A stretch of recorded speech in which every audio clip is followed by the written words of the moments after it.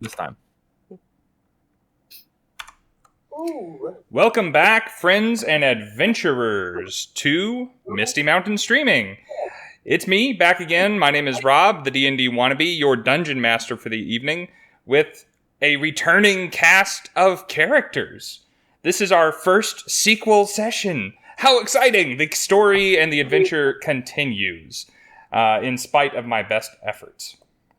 Thank you guys for being patient as we started a little bit later. And thank you, my players, for being patient as we started a little bit later. Speaking of my wonderful players, before we get too much into what happened last time and where the story is going forward, let's take and enjoy a moment to remember who all is on screen. Let's start in the top left with Steven. It's me again. I'm never used to going first. Hi, everyone. My name is Steven. I am the other half of the Bardic Twinspiration podcast, currently Misty Mountain Gaming's only affiliated podcast, and I am extremely excited to be back for the second episode of the Rimehold Ritual and doing my first online nerd stuff live with other people. It's great. That's the trick. We've done online nerd stuff before, but now other people can see. Publicly, yeah. Exactly, yeah. We got haircuts for this and stuff. It's great. Oh, so we were supposed to get haircuts? Oh, dang. You hush. You look sharp.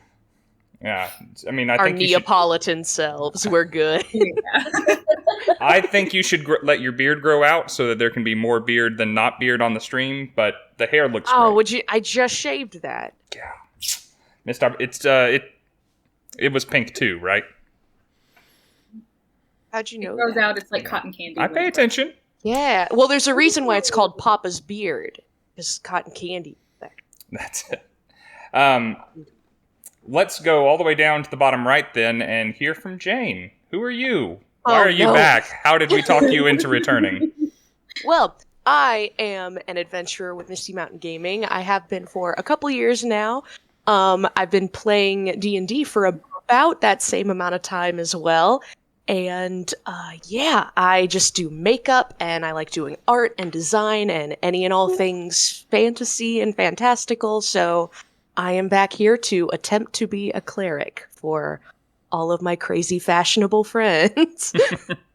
You have a great backdrop for your stream tonight, by the way. Thank you. It is Cabanel's Birth of Venus, and I love this painting very much. I wonder how it jives with Twitch rules, but we'll cross that bridge when we come to it. Hey, if anything, I'll what if I just put like a neon post-it note? Or like a D20 sticker. Or that. Yeah, here you go. Yeah, little Perfect. Steve's got us covered with the posties. I could do it like Sam and have like a little letter board that changes each time. That's the kind of ingenuity we need on this channel. There we go. Let's move from there to Tyler. Hello, welcome back. You are on this stream almost as much as I am. Yeah, you get to see my face again, and this time I'm playing the extra dumb character. Hey, they say play what you know. Yeah. I mean, I'm an idiot, he's an idiot, it works out good, it's just me. You know. So. But yeah, it's a Cheesecake Panda cosplay. Wherever I maybe have a social media. If you can't find the name, I don't have that social media. But yes, I'm back again. The little furry friend from last episode isn't here. She's sleeping, but well, making healthier decisions than us. Yeah. Speaking of unhealthy decisions, why don't we hear from KJ while I refill my glass with adult beverages? Coffee. I don't know. I feel like my character is kind of a reflection of myself. Very awkward. The lights are on, but nobody's home. I'm very excited to be part of the Misty Mountain Gaming crew. I am a new adventurer. I'm kind of new to D&D. Love playing a druid. Don't know why. Just like my thing. I'm also a cosplayer. My main focus is big builds and just like technical stuff like LEDs and all that. So Her Catwoman is super dope. Look it up right Yes. now. Very fancy. I got to see it in person, and I was trying not to like poke everything because that was rude. But Do it. Do it. Public poking somewhat frowned upon in certain circles. I think with this crew, you're generally fine. I think I did actually like sneak up behind her and like poke her on the shoulder in the artist alley and was like, "Hi." I felt so bad. I was so tired by the time that like you found me. I was like dragging ass. Dragon ass, what every bard loves to pursue. No, stop. Everybody got the dice? Yeah. I got dice. Yeah, plenty. Yeah. We're gonna need them because the conceit of the evening is that we play D&D, and I hear that involves dice. They say that, yes. Yeah. So far, I know that set. Beautimus. Spring Dryad. I got my fabled marks, baby. Yeah. But the purple one is in my little necklace. Ah, nice. So we got the trio. Do a little self-branding while you at it. Yeah. Well, I love her. When Nope. you're trying to show your dice and just throw them across the table. Okay. No one saw that works anything. too. We'll fix it in post. Fix it in post. Just Photoshop the dice back into your hand. No, my hand's here and the dice is like up here. That is about my level of Photoshop proficiency. How did you know? That picture of the guy, we're like, hey, can you Photoshop the sun into my hand? And it's like anywhere but his hand. Yes, the D4, I forgot. Oh, shoot. You know what? I never tried this. Let's go. Yes. I don't know. Metal ones? Yeah, metal ones are harder. Hey, it kind Stayed of... on. Damn, my forehead is oily. I only grabbed my metal ones this time. All right, you guys feel like playing some D&D tonight? Yeah. Yeah. I thought about it. Just marginally more than I want to be doing this right now. Okay, well, it's close. I understand that it's close. Can you promise me slightly more fun than what we're currently doing? Well, hey, it's hidden under my Well, it's my been God. nice having Jane, guys. With your bangs, it's just... The reveal. Nice. Crouching tiger, Unleash hidden my special D4. power. All right, guys. Let's start by Let's do remembering this. what happened last time. A party of 4, let's generously say misfit drow, were sent by Lord Exton to investigate the town of Shallowford. And Shallowford has been experiencing a peculiar malady. Details were scant, but Lord Exton's cousin, Harvald Exton, is the alderman there, and he, we'll charitably say, was under the weather. His wife requested assistance, and the 4 of you were dispatched. Luka, a young, problematic drow magician, shall we say. Druna, a even younger, cranberry juice powered, animal talking druid. And then the ostensibly responsible duo of Dame Carlotta Voltaran and Dr. Iris. Older, more seasoned, and given the exact moment in time, more judicious of the foursome. Were sent out and discovered that it seems that everyone in Shallowford is acting strangely. Either seeing things that aren't there, hearing things that aren't there, or believing themselves to be things that they are not. Behaving as animals, or as if they are incredibly tiny, or as though the weather is not what the weather is actually like. They went to Harvald Exton's mansion and found him on top of his roof, crowing like a rooster. And after a brief conversation with Druna, he threatened to join you on the ground, 3 stories below, trusting in his wings that he does not actually have to assist him. You managed to avert that disaster, and in the process of doing so met his wife, Deetra, who invited you in for drinks, some hot tea, some cold water, and a notable lack of cranberry juice. However, you realized, thanks to, I believe, Druna's magic, that the water that she was offering you was ensorcelled somehow. As Dame Carlotta prepared to bash the alderman's wife's brains in, and Luka takes the enchanted water into a corner to cast further spells to discern the enchantments placed upon it, you eventually come to realize that the culprit is pixie dust, tainting the water supply for the town, the Wanderbrook, the small stream that travels through the town. You decide, however, to investigate the other family, besides Dietra, who seems to be immune to everything that's going on with the pixie dust. You, before leaving town, decide to go to the Wishingwell Mine, the Wishingwell Meadery, where a family known as the Brewers, half-elves, have taken up residence. They make mead, and they don't seem to get along with everyone else in the rest of the town.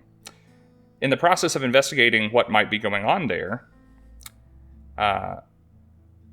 Luka's familiar, being piloted by himself, managed to make it into the meadery and was chased about with broomsticks until he found himself inside of a wall hiding, where he happened, through an extraordinary stroke of luck, to discover a secret compartment built into the wall. From that vantage point, and as a rat, he had no way to open or discern what was inside of the compartment, so that was determined to be a project left for another time. Deciding that you might need a place to rest, or a little further investigating might need to be done, you descended into the town, and frankly bullied a ensorcelled man into inviting you into his home. Or James. Yeah. Jimmy's having a rough one, that's for sure. That is where we left you, and that is where we will pick up. So, in James's house, just off the town square, with a large garden behind, you have all gathered out of the sight of all of the denizens and constituents of the town of Shallowford to plan your next move.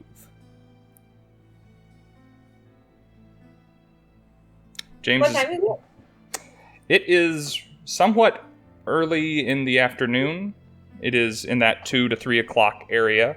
It'll be dark in a few hours. Okay. James's home is humble, but well supplied. He is a stocked pantry, few but comfortable pieces of furniture that you have arranged yourself on, and he is still on the front porch, convinced that he is minuscule, and arduously making his way to the door to let himself inside at the pace that someone 100th of his size might take. Praise spider.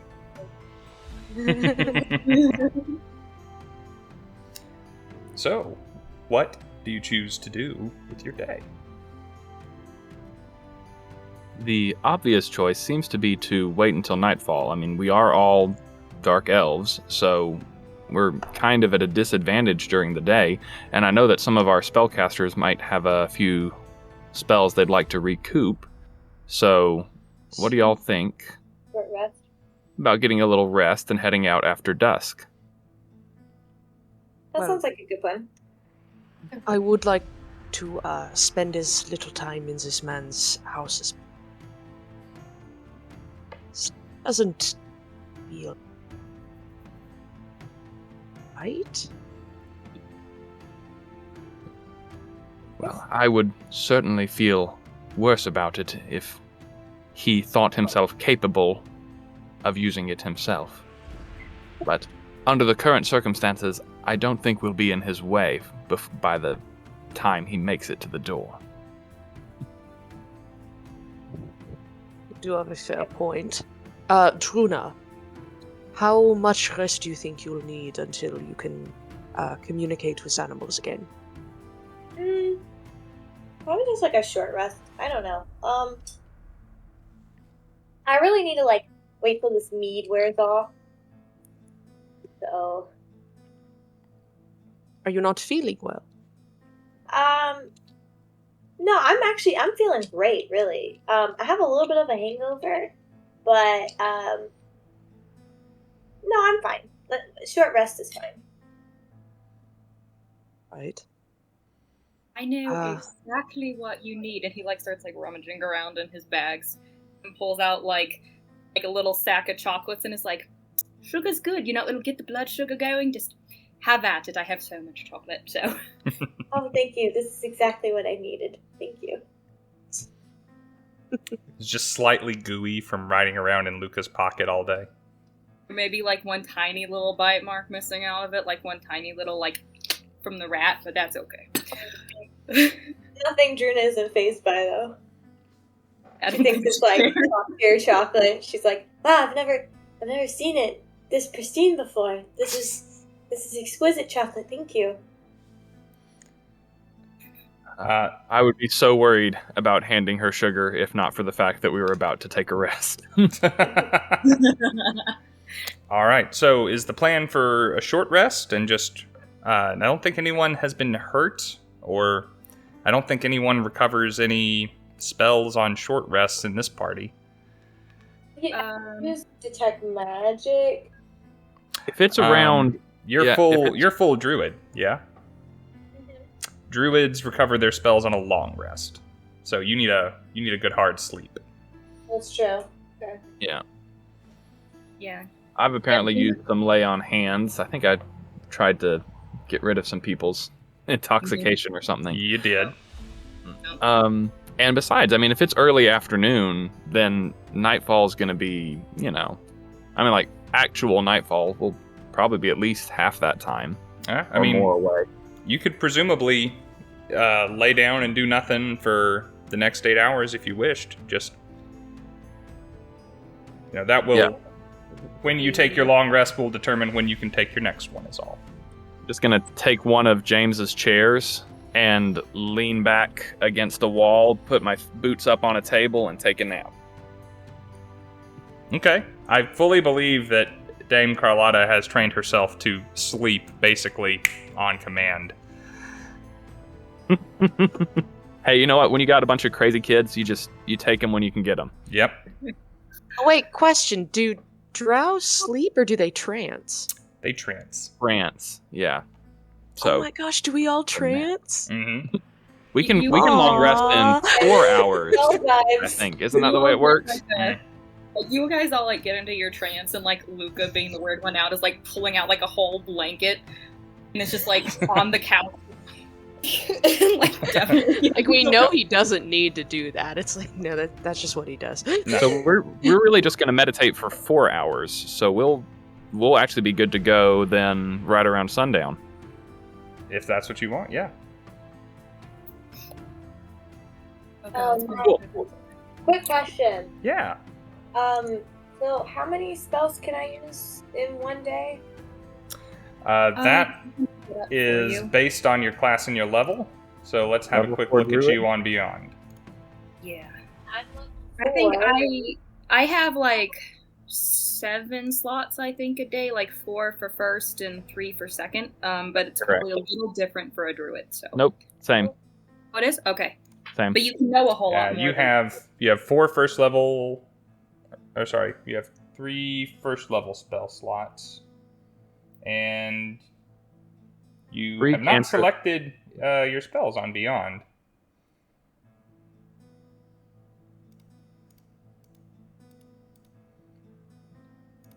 But you would have 3 slots for that as well. I can only use first and second since I'm level 4.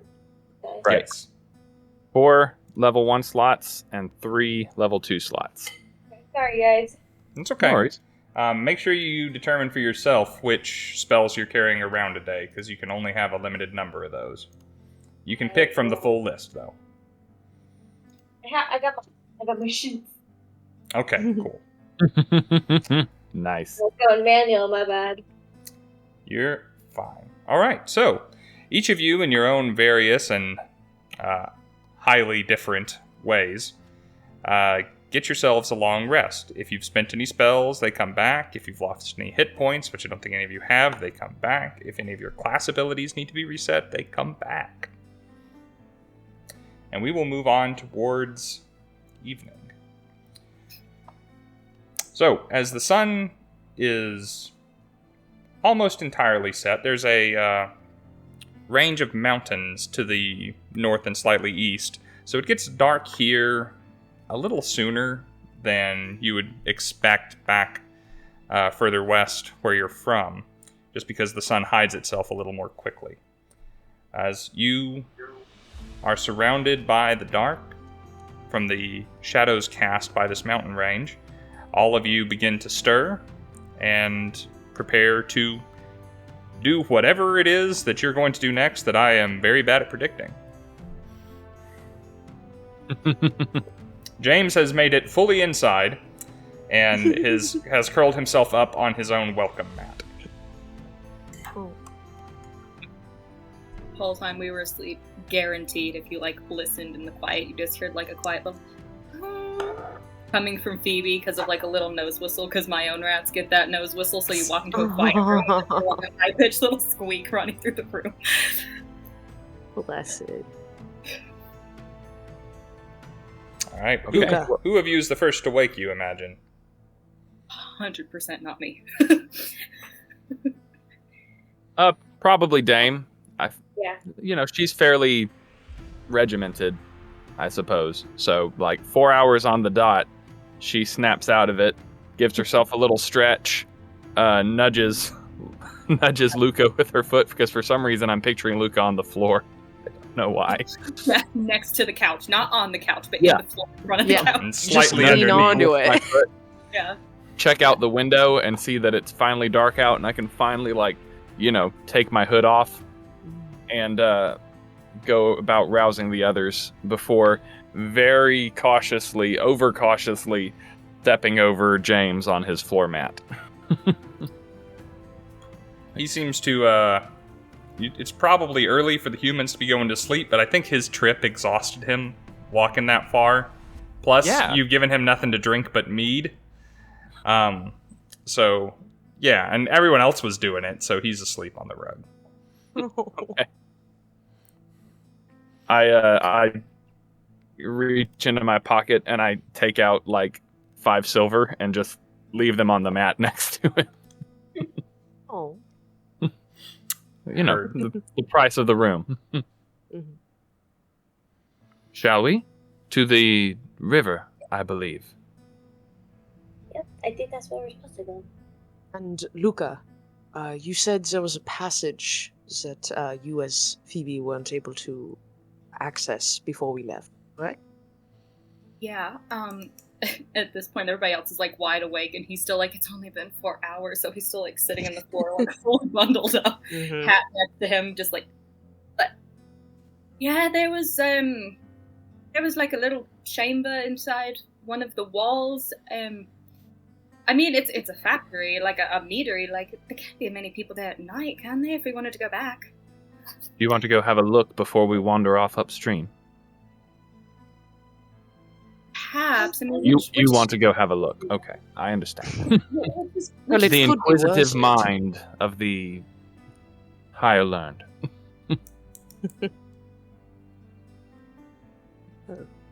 Very well. So what's the I- investigation? So is this after dinner time, Yeah, as you kind of after closing time? as you're looking out into the town, there is still some activity. Everyone's kind of finished their work for the day. People are coming out onto porches to gab and gaw and gossip and, enjoy a refreshing beverage. Now that the heat of the day has passed and they've got food in their bellies, there isn't much by way of shops. And as you look around, you were probably going to have to find somewhere to sleep. There's not an inn or a tavern in this place. It's not a town accustomed to having visitors. So, yeah, there's not businesses to be closing, but people are coming in from the fields and from the pastures and doing their own thing. Go sleepy town. As little mind as can possibly be paid to 4 dark elves wandering about a quiet little bumpkin town is being paid to you. I imagine anyone who's still in their vaguely right mind, to them we'd stick out like a sore thumb. But maybe there's not too many of them. Here's hoping. All right, is it back to the Meadery then? So, Okay. You gather your things and you make your way once again across the Wanderbrook over the little pastoral white bridge and up the hillside to the almost invisible Meadery on the far side. Once again, it is a drab edifice, unadorned, unpainted, all but for the rainbow sign that hangs above the double front doors. From within, you see that some lights are still on, and let's see, who is the most perceptive of the bunch? For some reason, I think it might be Druna, but I could be wrong. yeah, I've got a 14. Oh, yeah, I got my passive perception's not like super great. My passive investigation's really good. Actually. So. I got a 13. 13, but I think Doc's got. You said Doc's got 14. I have 14. All right. It's you that I'm also 13. Doc, as Boy! you're approaching the front doors, you are the first to notice that there is snoring from inside. And like loud cartoon character snoring. Can I peek through the window and see if I see anyone inside? Yes. Peering through the window pane, which could do with a bit of cleaning, and through the somewhat parted curtains, you see that most of the lights in the tap room are out. There are a few candles and little lamps set about. One of them is next to the gentleman that you did not interact with the last time you were here, but who you assume to be Old Man Humphreys, apparently the only person in the town that has anything to do with the brewers whatsoever, who is just basically face down amidst a small little castle of empty mead bottles on one of the tables. Beyond him, you see that very slow-talking half-elf fella, Written, kind of walking around and tidying. Looks like it's still around closing time. So, do we want to wait, or do you think that you, in Phoebe, could make it through in there? Possible. Or can I only really do it to one person? I can make someone invisible. And while he's doing this, he's untying, he learned his lesson last time. He's untying the little bow with the bell on her neck and putting it on the ground next to them. I'll pick it up and put it in my pocket. Best not to leave some. Yes, that's evidence. This is not my forte. If you want me to go and distract someone, I can do that, or would comfortably and readily just wait outside in case things go sideways.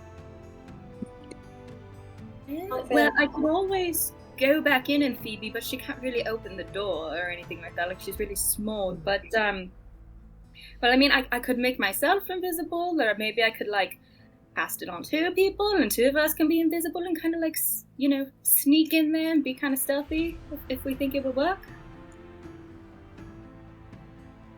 I remember where it is from seeing it, but I don't think she could get the door open again herself, it was, she found it by going in a wall. So that is correct. You could easily go to where the secret compartment is, which it is a compartment. Someone said passage earlier, and I don't want anyone to be confused. It is a secret compartment in a wall. You were able to investigate its mechanisms. You know where it is. You have a pretty good guess as to how to open it, but it cannot be done as a rat. So you need someone to be able to get you inside, but you can only open it once you're that small. Well, I mean, I can get myself inside with invisibility. It's just, does anybody else want to go with me? Is the problem with that kind of lies. Dame, I won't let you suffer through the stress of that. Druna, do you have Consider any particular affinity to being invisible? Invisible? No. I think at this level I can wild shape, can I? Yes. Mm-hmm. So I could wild shape. You certainly can. Wild shape into a little blue rat, and I carry Yeah, you. right. They're just two different colored rats. Yeah. Start a little juggling act. I'll just, They're like Easter eggs. I can wild shape, and so then Druna wild shapes into a rat, but it's a blue rat, but it's very dirty, just like extremely dirty rat, like mud all over it, and probably has lice. So I reach down and pick her up and put her next to the other rat on Luka's shoulder. Like, he immediately is just like, and I kind of just stand up and like. this beautiful little solid, clean white rat is just like. This seems like the group for the job. Now, subtlety is not my forte, but if you'd like, I could go in and maybe garner some attention, or I could put a few people to sleep if we deem that would be helpful. You can also do the same if you would like to incapacitate both, but I would prefer it not reach that point just yet. So, what do you say, Luka, Druna? Do you feel like being the inside team for this? Yeah, how about we sneak inside first, and if anything goes wrong, I'll just send you one of those little messages that you get popped into your head. Yes. And you can do your pass out thing. So, Dame, Yes. I'm not going to make you roll for this. You would know, because you are one yourself, that half-elves, much like elves, have the Fey ancestry trait, and your magic can't put them to sleep. I've only seen one. That they're supposed to all be elven or half elven, but I've only met one, right? All of the brewers are. You've met two. You have Brewers being the family, not the brewers, or both. It's both. It's a family business. That was made abundantly clear to you last time you were here. Okay. You've met two. You've met Ritten and his younger sister, who ran off to marry one of the boys from town, who's now acting like a sheep. Right. Okay. Okay. Like, now, off you go then. Do your little investigation. One second. You need to hear like a couple squeaks from the mice, and Yeah. Druna waves by. What do I need? You see, like, before going inside, like Luke kind of like bundles the two rats up in his like weirdly sparkly cloak, so that like they're kind of hidden, and then pulls out like one tiny little eyelash that's like kind of gross looking, and casts invisibility on himself. And there's like silence for like a solid 5 minutes, and you think like he's gone, and then suddenly you hear like a. So this is so cool. And then you hear the steps. I like reach out and try to find his head, and once I find that ridiculously large cap, I just kind of turn you around. And after I give you the nudge, I look over at Doc and I go, "Drink?" I would love one. All right. Now that the children have been sent off, we head to the bar. We go to the early bird special. Let's go. I mean it's breakfast time for us. Let's be Yeah. So, This isn't a Denny's? breakfast beer. upon opening the doors, you see Ritten has made his way over to Humphreys and is kind of gently shaking. Swatted my mic thing. Is gently shaking him and saying, "Hey, old timer, it's time for you to hit the road, and it's I'm getting. There's Cust. Hello there. Welcome back. Thank you. to the Wishing Well Meadery, home of Wishing Well Mead. Yes, We're- we are aware. We're actually kind of getting ready to Two mead, please. One for myself and one for my colleague. Would you prefer a persuasion try to or take an advantage. intimidation check? I will That's do not more intimidation. Okay, I'll roll intimidation. I try to take advantage of the fact that he talks so slow to be like, oh, I didn't hear it. Yep. I'm going to give you advantage on this because Ritten is a pretty people-pleasy kind of fella. Oh, bless Ridden.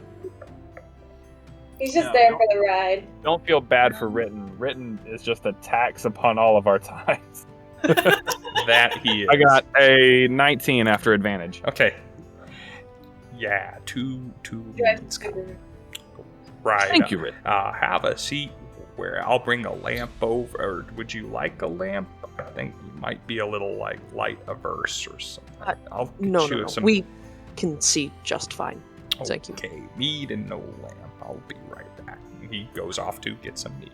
And Back behind the counter. I would like to very quickly cast See Invisibility on myself. Okay. What components does see invisibility have? Just see if he knows you're casting the spell. It's verbal, somatic, and material. Pinch of talc and a small sprinkling of powdered silver. Okay. So he's turned away. He's not going to see you doing any of this jazz. He might hear you casting a spell, though. Not sure how he would even react to that if he did, but let's see if he does notice first. Okay. And I when I see that Doc is about to do this, just have a coughing fit or something to make a lot of extra noise. Sure. Let's call this. So terribly parched. You're a wisdom caster, Doc. Yes. Making a wisdom ability check with advantage. Just add the wisdom modifier to one of 2 d20 rolls. Okie doke.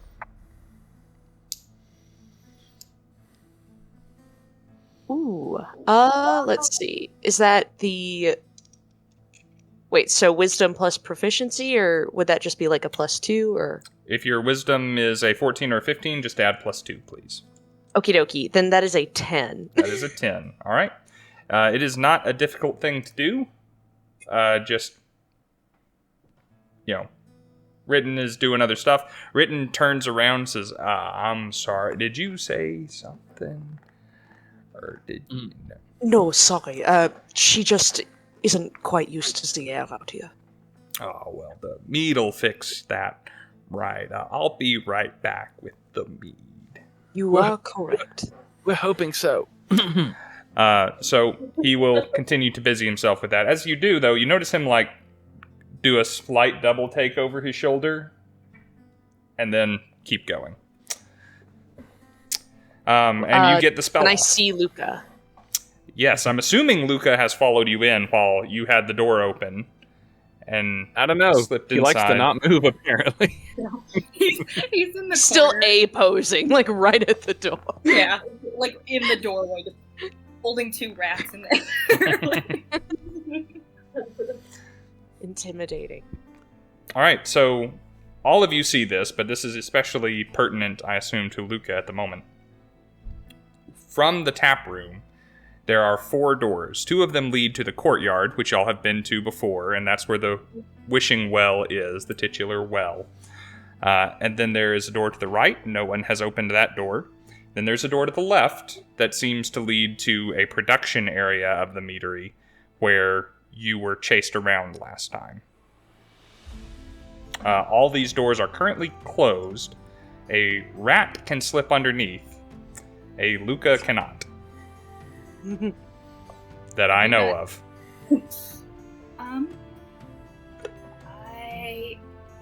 I know it's kind of quiet in here right now because there's people asleep. Well, there's a dude snoring like the dickens. Wow. Yeah. He's gonna go into a corner and Iris watches as, like, he's invisible, but, like, Iris watches him, like, tiptoe into this corner as if, like, he's still trying to sneak. I'm imagining Kronk in The Emperor's New Groove. Yes, that exactly. Humming your own theme music. Yeah. No. He's gonna get up to that door it was the left door that I'd gone in already. I think I wrote that correct. You did. Left door. Yeah. He's gonna go up to the left door and is gonna kind of, like, in his cloak, kind of whisper and just, Runa! I'm not gonna actually whisper because you won't hear me, but Runa, this door right here, this is the one I went into earlier as Phoebe. That one I've not been into. Squeak once for no and squeak twice for yes. Should we go into the other door first? Squeaker squeaking.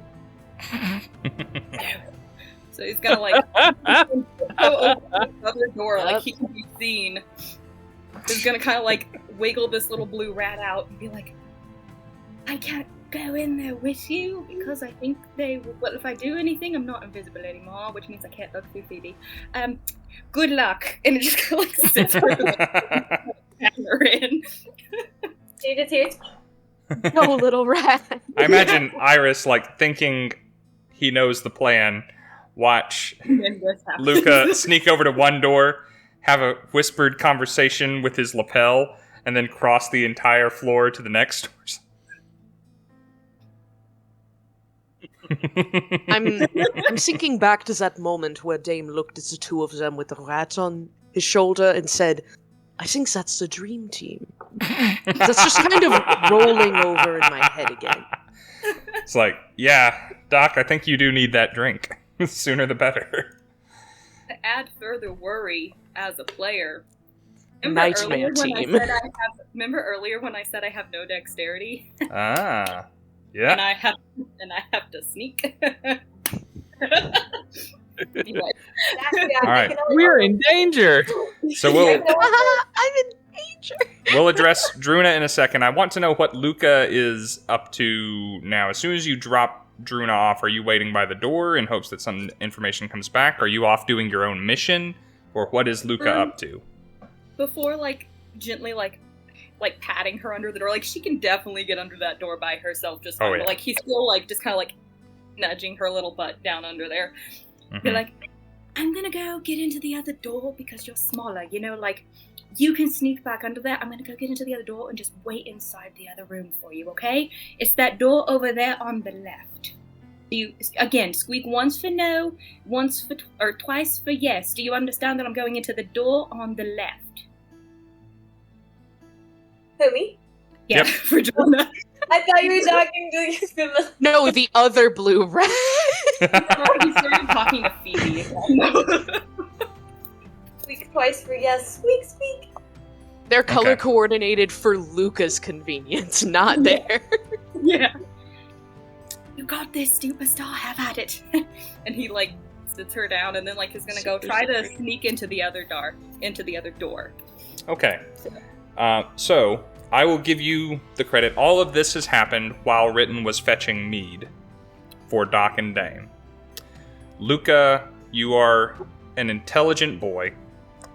Sometimes, despite signs to the contrary. You wait until Ritten is delivering the mead and has his back to the door before you make your attempt to pass through. So you have given yourself every advantage. All you have to do is open a half-well-oiled door silently, quickly, and close it again. I'm going to give you advantage on a stealth check to do this. Let's see how it goes. It's a straight roll, so we'll see what happens, which dice usually do well. I'm gonna use Ritten's passive perception here to see if he notices anything. Come on, you got this, little rat boy. The number you're looking to beat is 13. He's Come on, somewhat you got observant. this, you got this. Oh! Those are definitely good or bad sounds. No, I'm laughing because, of course, this happens when you give me advantage. I got a 1, and then I got a 20. Oh my god! Good. This You just narrowly avoided death. Worried me. Yes, from Written, the Deadly Perfect Bartender. balance, as all things should be. Bravo. Okay. The So, scariest. Doc, you feel like a bead of sweat gathering at the at your hairline there as you watch Luka pass over towards the door. Let's say you've been in this situation before. You've seen how this situation goes before, but you got to give the kids a chance or they'll never grow. And to his credit, if you didn't have see invisibility going on, you wonder if you would have noticed. All that Doc sees as he keeps looking over is Luka standing at the door, like wide-eyed, looking behind his shoulder, just trying to time it. The Spider-Man meme. Well done. Dame and Doc, you have kind of, 20-ouncer bottles of mead set down in front of you. And Written kind of sheepishly asks, with as much as Written can muster, a decided preference between the two.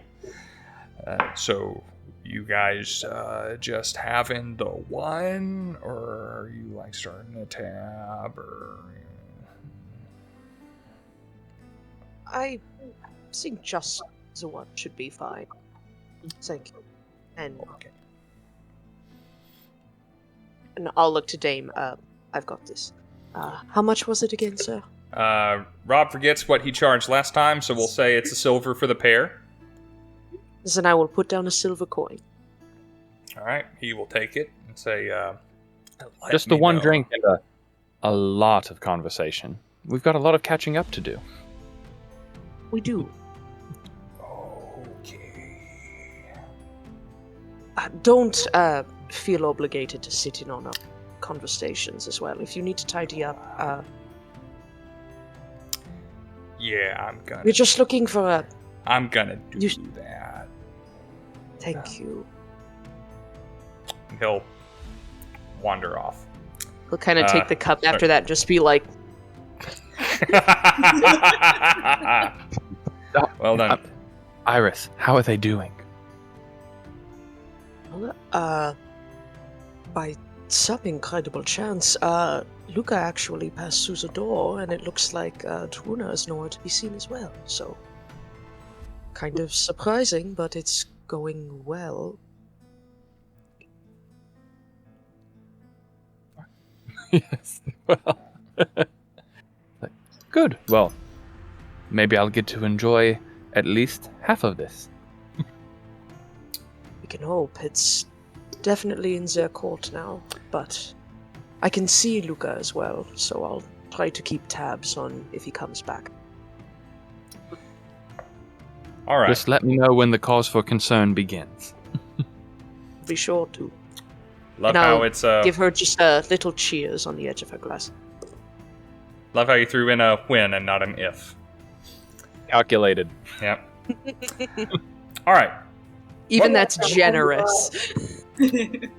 What we need now is a stealth check from Druna. Druna, as you are giving me that check, here is the situation as you see it. First of all, I'm pretty sure you lose the dark vision as a rat. So you are seeing little pockets of light because the hallway is lit, just not terribly well.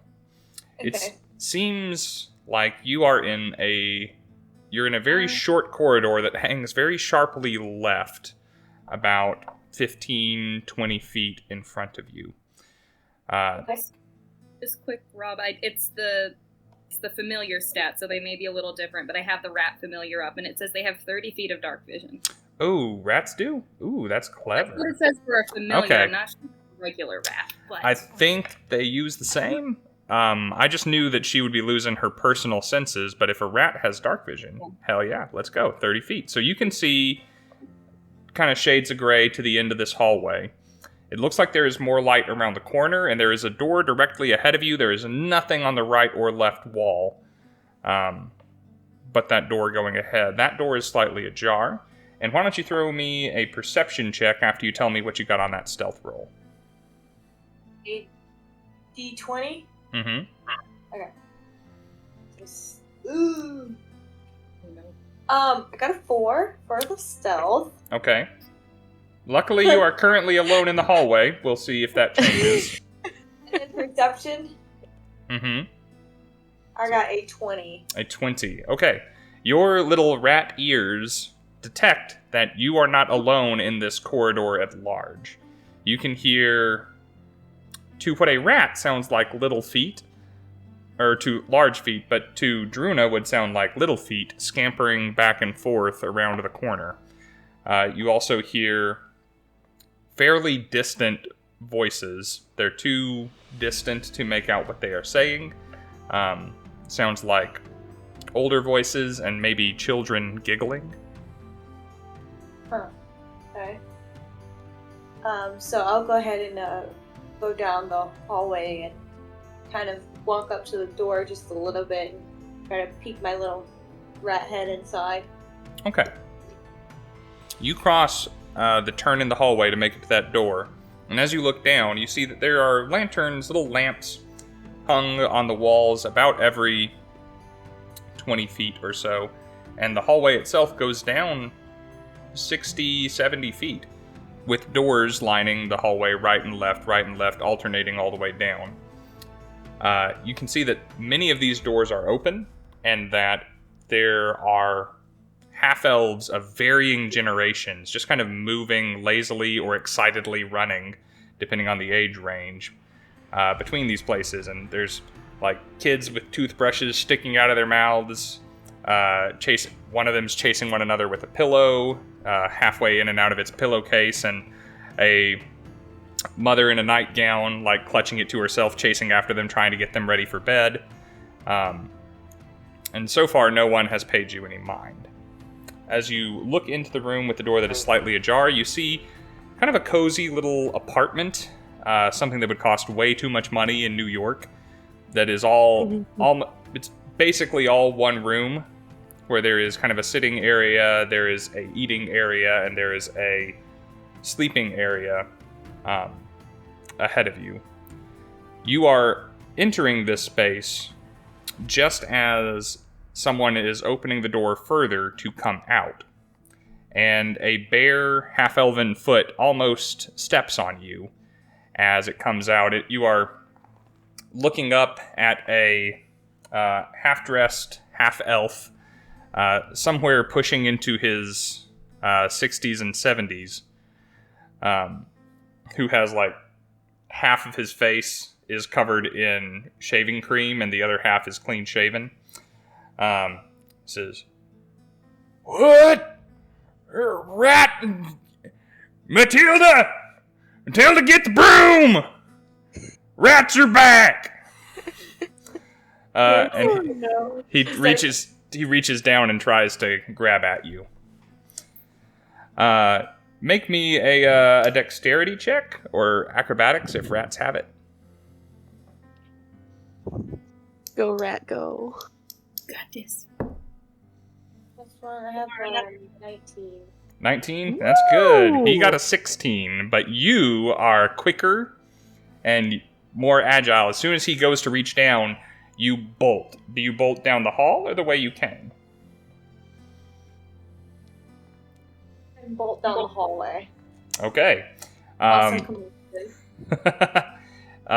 Commotion there is. You hear the delighted squeals of children, the horrified lamentations of their women, and men being called from all directions to deal with this infestation that has apparently broken out. And you are in a river dance of stomping feet that are pretty much the size of you right now, but thus far neatly navigating them. We will pause there. Doc and Dame, you will shortly be hearing sounds of chaos from the right-hand door of the tap room. But let's quickly determine what's going on with Luka right now, who has thus far been entirely successful at everything he's tried to do this session. shockingly. Yeah. let's give How you an long will opportunity it to last? change that. Yeah. I mean, I told Druna that I'd wait inside the door for her because she can't see me. So, but he will start like while waiting, like expecting it's gonna take her at least a couple minutes. Kind of start like gingerly walking around to see if anybody is still back here. So, Like not very far from the door, like probably like 15 feet max from the door, but it's just kind of like peeking around trying to see if anybody's.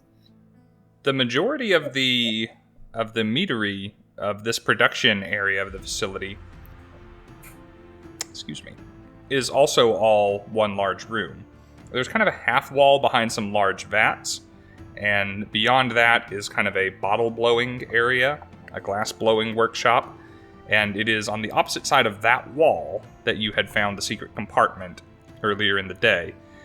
At that time, there were lights on, there were open windows, and there were a couple of guys milling about and working. There are currently no lights, there are currently no people, and based on your passive perception at least, you hear nothing. You believe you are alone in this space. I'm in a different room, so I probably can't hear anything coming from like. Now it will happen soon, and when it happens, I will give you an opportunity to hear it. But it is not going to be easy to hear, even then. Alright, well then, at this particular point, he's looked around, he feels like everything's pretty good, and he told Druna that he'd wait for her, so he's gonna kind of go close back to the door and just kind of like punch down with Phoebe and just kind of sit and wait there. Alright, go ahead and throw me a perception check then, since all you are doing is waiting and watching for rats and listening for rats. And it is at this moment, whether Luka hears it or not, that both Dame and Doc hear, "Matilda! Rats are back!" So it is. I'm like, I just like trace down my bottle to how far I had gotten, Mm-hmm. how much beer I had actually been able to consume. Like, they're improving. Moral of the story So is worst. Moral of the story is Dame just needs to drink faster. I was about to say. Like, Doc looks at his own bottle and he's like twice as far down. Old man can hold his liquor. I was nursing it. I was trying to take some time. How'd that? Shorter time period. I only have a If that's minute what's that. for wild shape. Written, what's all that ruckus about? I honestly don't. It sounds like rats. We had a problem earlier. I mean, we didn't have a problem. We're a very clean and fastidious facility. I'm just gonna go see what the old fella's yelling. I'll be right back. See if you could just have them keep it down. We're trying to have a conversation here.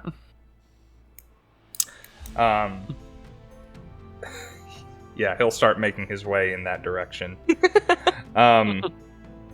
You've thoroughly cowed him from before. He just believes you are a person to be obeyed. And only he's everyone right, else believes dang it. that. Even if you don't tip. Luka, how did that perception check go? It was a 15? 15? You can Yeah. hear the commotion of Dame and Doc and Written going back and forth. You can tell that the situation has changed. Exactly how, you're not sure. Okay. Well, he's gonna kind of continue to listen for a little bit before deciding to do anything, because at least he's smart enough to know if he does anything other than just normal things, then invisibility's gone, so... So, there are windows from the tap room out into that courtyard. Mhm. There are also windows from the opposite end apartments that look out into the courtyard to let in some natural light and whatnot. From where you were standing, you can see, like, across the building, across the courtyard, lights are starting to come on in the windows. You start seeing silhouettes moving rapidly back and forth. It seems like there is some commotion on the other side of the building. Okay. He starts coming up with a dumb plan that's, of course, Luka, but he's gonna quickly go check that wall before anything else. He's gonna quickly go check that wall that he knows he has to look at. All right, you scurry over. In the glass-blowing workshop area, there are many tools for dealing with hot glass, just kind of hung up on the wall. Some of them, based on, you said your passive investigation is pretty high, right? I'm thinking... As a 16. 16, yeah. You can tell that some of these get used pretty often and are fairly worn, and there seems to be, like, this one set of tongs that seems to be of a very, like, from a much older make than everything else on the rack, that seems to be kind of out of keeping and out of style and out of use, covered with a little more dust and soot than everything else in the space. And it seems to kind of line up with where you imagined that mechanism might connect on this side of the wall. Okay. So you fiddle with those for a second, give them a twist to the right, doesn't really do anything. Twist to the left, lift them up and twist, and there we go. And then a little bit of the wood paneled wall kind of pops out a bit. It's like probably really quiet in this room with the exception of like the noises from him fiddling, and like when he goes to lift that thing, it's not even that heavy, but you just kind of hear in the quiet just he's going to like hike it up. Yeah, the minute it pops open, like both his head and Phoebe's are in there, like looking around trying to figure out what is in here. Wonderful. The compartment itself is only about the size of your head. It's not terribly large. You open it up, and within is a folded piece of leather that's kind of wrapped up with a cord.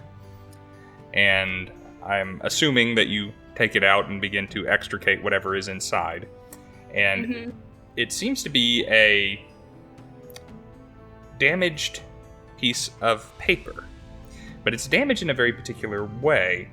It has... How do I put this? There are holes, very precisely made in the paper. It is as though... Again, Luka is an intelligent person.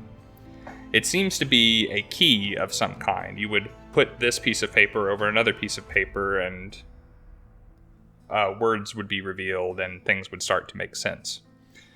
There are words on this piece of paper. And from what you can tell, this seems to be a partial account of a mead recipe. Amounts next to blank spaces next to ingredients, blank spaces next to preparation methods. Okay. He doesn't want people to know that they've, snuck around and been in there, and he's not sure even if this is something that they need, so he's gonna, copy it down, in his journal, and, make notes, make a dot on a separate sheet of paper. It's, all the different holes, just so that there's, a copy of it. He's gonna, tuck it back in there and quickly, can any of the windows be opened? The windows to the courtyard? Yeah. Yes. Okay. Knowing it's gonna drop invisibility, he's gonna quickly send a message to the doc, because he can be like, I think Druna is having a bit of a problem.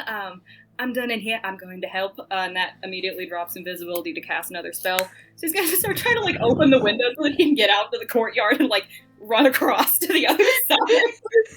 All right. All of those things happen exactly as you say. Now is a good time. You still have inspiration from last session, do you not? No, I used it for Phoebe to sneak around, and then she rolled worse.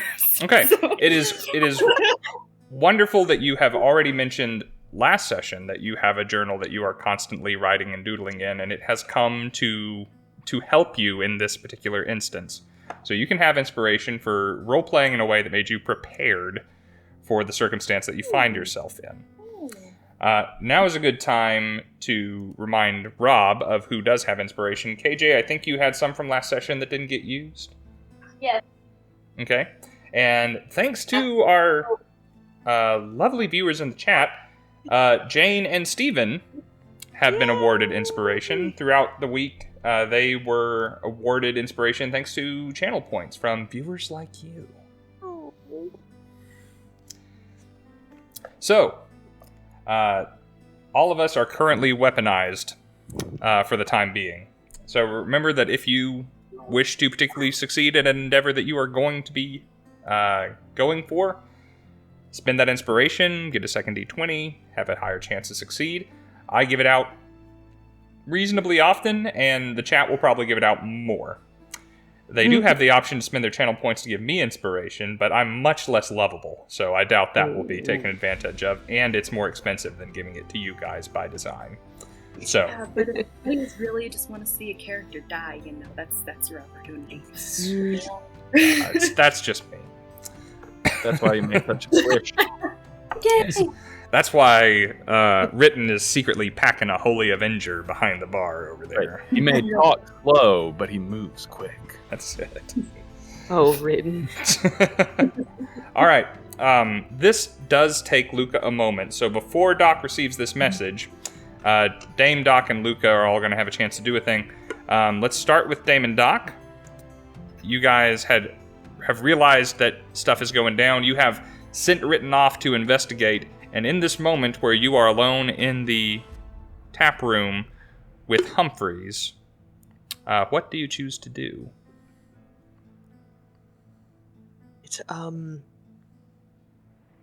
Should we split up? Or should we stay put? Part of me thinks that they should be able to work this out themselves. The other part would really hate to be wrong about that. Well, Luka did say he would send a message if things got out of hand, so I guess I should wait. 2 seconds later. Name's gonna reach behind and unstrap her shield and just go ahead and put it on. Just this is gonna take a second, so best be ready. And it's just let me know when you hear from him, and we'll head out to the courtyard. I move for a vote of no confidence in Chancellor Luka's leadership. Hey, I didn't go ahead and strap it on before I sent him off. This is progress. Let's not talk about what you do and don't strap on, Dame Voltaren. Get it? Could I quickly just get, as Ritten is rushing out of the room, could I quickly get an insight from both of you? Me and Dame? Mm-hmm. Okay. If you want it quickly, I'll use the digital dice. The digital dice don't like me. Last time we're doing that. Ooh. Got a 6. I got a natural 20, so that makes it 24. 24. I am a worried old man. I am banning. That got me. Very gently. So, the natural 20 would not have saved you, but a 24 will. Because you notice, just by your nature, by your worrisome nature, trying to pay attention to all of your surroundings to know when your children will need help most. There is a break in the snoring, and Humphreys stirs a little bit, and you see he kind of rolls over and throws a quick eye open and closes it back quickly. Old man's faking. Not sure why, but he's not asleep.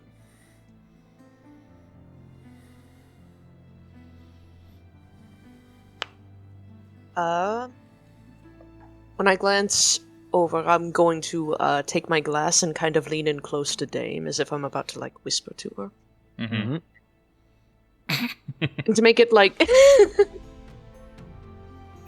I'm sorry, what? Now she's determined to get through this drink. as if I'm leaning in to whisper, say a sweet nothing or something, and just say, behind us isn't asleep. Hmm. Do what you may. You know, let's just go for a walk after all. Let's head on out to the courtyard. I hear the well has just a lot of family history wrapped up in it. Splendid. Yeah, I would be just remiss if we didn't explore that again. Sounds lovely. All right. You guys collect your drinks and start making your way out to the courtyard. Doc, as you kind of keep a side eye on Humphreys as you begin to leave, you hear Luka's voice in your head. He's heading out to the courtyard. Apparently, Druna is in some trouble. Then in my head, I will respond back. We are also on our way to the courtyard. Be careful of the man in the lobby. He's not sleeping. All right. That's all. As you three are about to join up, Druna, how are things going avoiding the stomping feet of children and the grasping hands of men and the slapping brooms of half-elven housewives? That's what I want to know. If you correct me if I'm wrong here, the way I understand Wild Shape, if you take as a rat basically any damage, you become a wood elf again, or a dark elf again. I'm sorry. Yeah, and I only have Wild Shape for 2 hours too, so time is of the essence. Yeah. You're doing good right now. There's probably only been 8-10 minutes have passed since you made the change, but right now, a swatting broom is basically a club. That would definitely swat you for one. So Druna's just kind of like, you ever see like a little RC car? Like she's just zigzag and just zooming down the hallway. Is there any hallway or any door that kind of stands out from the others? These doors seem to be built symmetrically. I will put it that way. Different ones are decorated in various ways. Some of them are covered in chalk up to about toddler height, in various depictions of the Wishing Well sign, or of, looks like what you assume to be an old man Humphreys, and there's like stink lines coming off of him, and a few other things. You think that is a very, very generous depiction of written on one of those, or some other stubbly guy. There are some that are farther apart from others, but as far as the construction of the building, none of them stands out to you as more important than others. Okay, so I'm gonna try to find the nearest room then, and hide. Okay. Once you get into the apartments, the hallway is fairly clear of furniture or places to hide, but once you're in the rooms, there's little bits of furniture and wash basins and cabinets, and you realize, somewhat to your delight, and maybe perhaps somewhat to your consternation or worry, that you are far from the first rat to have been on the premises, and there have been little tunnels and holes created for your convenience in the not-so-distant past. So, you are going to run up into one of those. Make a stealth check for me, please. The brewers have dealt with rats before, but a rat, once it's in your walls, is kind of hard to, speaking from experience as a former exterminator, is kind of a hard thing to deal with. So, I got a 4. Okay. So you run into what you imagine is one of the more accessible and devious little holes that hasn't been sealed up yet. And you make it in there, and you realize that there's kind of a hard stop. A rat had made its nest not very far into this wall at all, and has not, like, chewed extra tunnels going to other places. And sadly, it's built next to a couple of studs that would take a while to chew through, and you hear one of the kids saying, "Oh, it went under there, under the bed, into the little hole in the wall." And you hear adult forces marshaling against you, and they're like, "Get the hook! The hook worked last time." But you are currently hidden from view, but perhaps not safe. Okay, I wonder if I can, like, try to distract them by stepping out of my hole and, like, standing up on my legs and, like, doing a little dance or something, like the Macarena. Oh boy. I And love it. see, that would stop them for a second. Enough for the rest of the team to get there. At least, or So- something. To be fair, that would stop me. So, there are 2 children who have been left with the responsibility as the adults bustle around of watching the hole. One of them is a small child, one of them's like a tween. And they have their heads under the bed and they are just like staring fixedly at the hole. And you come out and you start doing a little dance, make a little love, get down tonight, whatever you gotta do. And they are very entertained. And the little kids are saying, "Mommy, Mommy, look what the rat is doing." They seem... Make a, oh gosh. Use Druna's stat and make a performance check? Okay. Let's see if you're worth saving. Please get a nat 20. You're That's definitely all I want. you're definitely stalling the process. But let's see if you need to be taken alive. all I want. You said performance? Yeah. 17. 17. Dang! Mommy, this rat can dance! It's amazing! It's shaking its tail and everything! The rat, like, I'm in my rat form, I'm just taking my tail and just twirling around. Dancing in the rain moment. Man, But, okay. like, pure panic in my little rat face, but... The show must The go show on, must go baby. on. That is crazy. Okay. Hello, my baby. Hello, my Hello, my honey. honey. You're getting to the point where, yes, there are still adults marshaling their forces against you, but now there's 6 kids trying to shove themselves up under the bed, just completely stymieing the process, trying to see the fabulous dancing rat. And yeah, you're buying yourself a minute or two for sure. Dancing fucking rat. Thank you, KJ, for being here. In the courtyard, where things are still reasonable somewhat. For now. The 3 of you gather, unaware of the bullshit that's happening inside. KJ's like, or Druna's just like sweating her ass off, just giving the performance of her life. Imagine like can kicks and She's like little crying. stubby rat feet. Pulls off a tiny little like splinter of wood and starts using it like a cane. Yeah.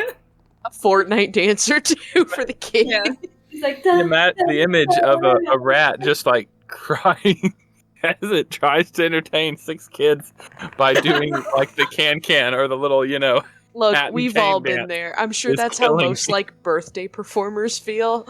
You know, I told myself coming into like recording streams and stuff, it's like, I've done this for years. There's very little that can faze me now. I The prepared crying everything dancing when I rat. wrote this adventure. Tap dancing rats, Rob. So in the courtyard, Mhm. Luka extricates himself from a window with style and aplomb as Doc and Dame walk out kind of arm in arm, mead in hand out into the courtyard until they get the door closed behind them and can act more naturally. Immediately, he doesn't even stop. He hears the screaming and is, like, running across the courtyard, like, jostling Phoebe as he's holding it. I have a plan! I have a plan! I know I said I already had a plan and things did not go that way. Trust me, I have a plan. Oh god, he's got a plan, run! Is there, like, a door into this area out there? Spilt my coffee. Oh. Coffee. So there, from the courtyard, dark vision. It's not a terribly large courtyard. Y'all can see where you need to see. There's light coming in from the windows in almost every direction.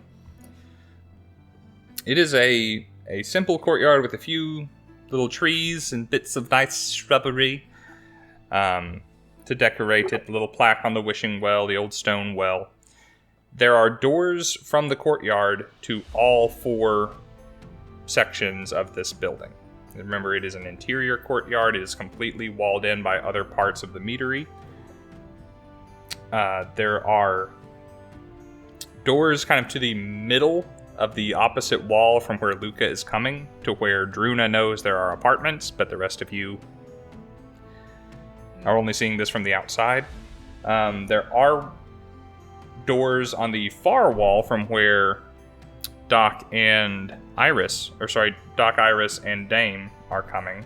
No one has been back there yet, and there are merely windows and a single door in the center heading to the Meadery side of things. And then, of course, the twin doors to the tap room on opposite ends of that wall. I don't know if I'm painting a great picture there, but there are doors to every wall, some more than others. Yeah. Okay. I'll pull out another little piece of wire and be like, Druna, I hope you can hear me. We're coming to save you. I don't know what happened, but we're coming. You just hear sobbing. Oh my god. Doc, she's crying. Oh god. You hear kids sobbing, like if you ever hear like a kid sobbing. I imagine those little sharp little breaths kids make. I hurt myself. Pathetic. You just know it's a snotty cry. Dances. God. I take a nap right here. Okay, take a nap. Oh god. Good night. All right, so that comes through, Luka. Mm-hmm. Yeah, he starts just hysterically like, she's crying. Like, She's crying. Oh, okay. No, that's bad. Doc goes full dad. All right. Are you still a rat? Sends another message. Druna, are you still a rat? I can hear where the commotion is coming from, right? In the courtyard, there's very little disguising it. You can't discern particular words, but there are young voices shouting and old voices shouting and somewhere in between voices shouting, all basically in the same part of the house. Okay. Yep. Luka said she's crying, so Dame's gonna roll up her sleeve and just start walking towards the nearest door to the source of the noise. All right. I'm going to grab her shoulder, actually, before she gets all the way there and say, "You and Luka go along. I'm going to go back inside. I want to see what this is about." All right. I loosen up my shoulder and and reach for my warhammer. And he looks a bit intimidated and walks a bit quicker. As the two of them are, as Dame and Luke are walking across the hall, or across the courtyard, Luka opens a little pocket and gently stuffs Phoebe in there and be like, "For the plan to work, just hide in there. It'll be okay. I'll get you later." All right. Let's deal with Doc first. I'm always going to go for the person that I think I can resolve more quickly. the least exciting. Yeah. Doc, you are heading back to the door you came through, or are you heading back to a window, or what are you doing? Into the door I came. Okay. Make a quick perception check again, please. Oh wait, you said your passive was 14? 14. Okay. You don't need to roll then. As you are approaching the door, on the other side of the door, you hear the sound of a slamming door. And then you open the door back into the tap room, and the tap room is empty. Empty of people, anyway.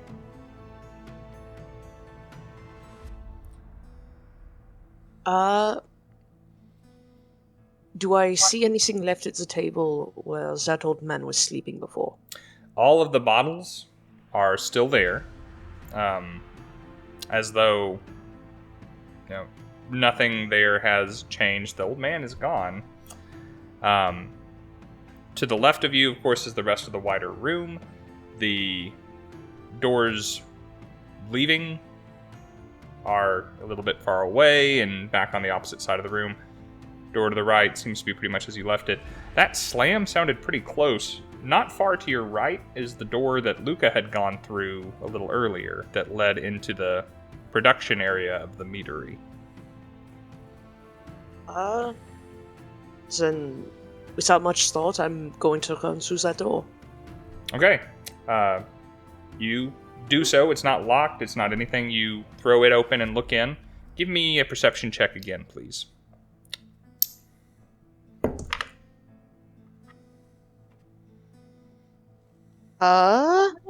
This? Math. 12. 12. All right. You throw open the door into the production area of the Meadery. You see the large vats. For the first time, you're seeing the things that Luka had seen yesterday. Earlier today. And you look about, and you see no one.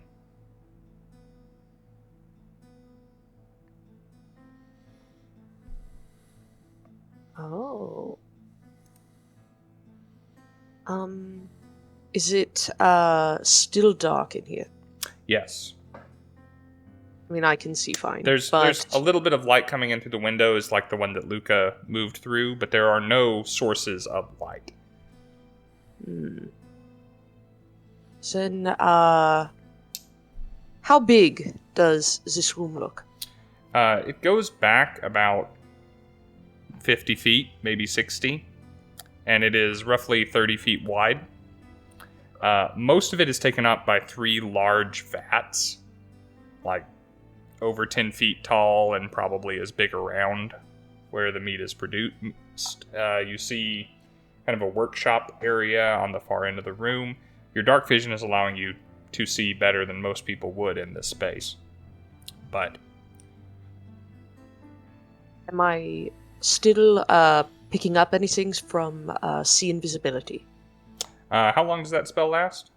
An hour. Nothing right now.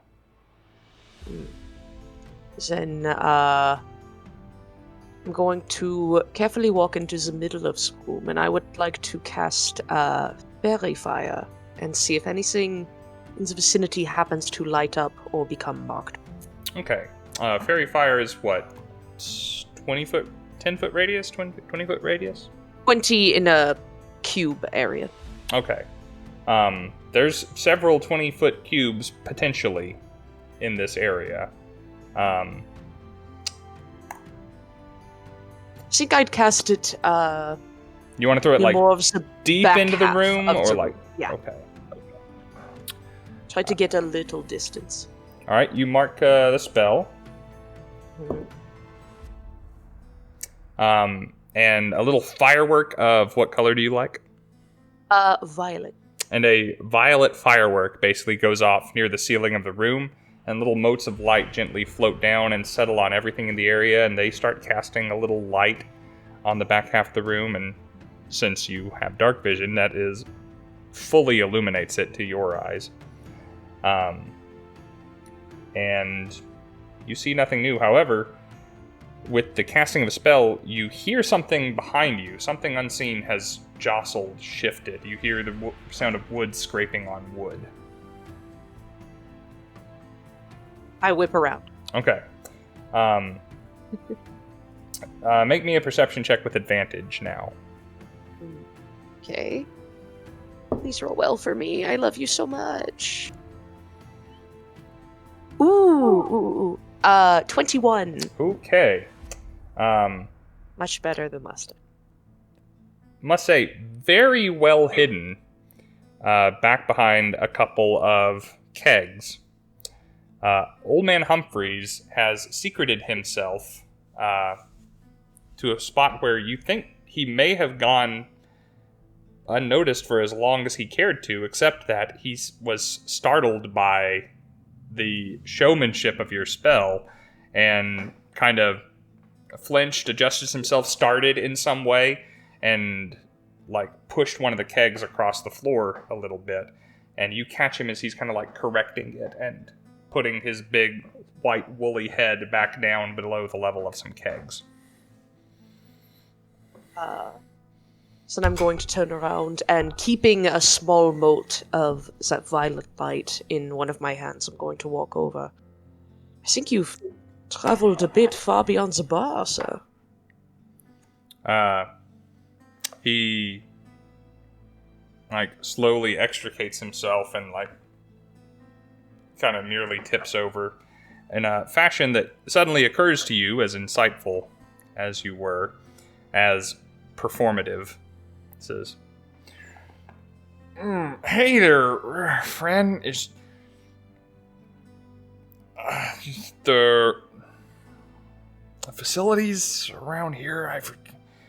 Sorry, got a little lost looking for a place to drain.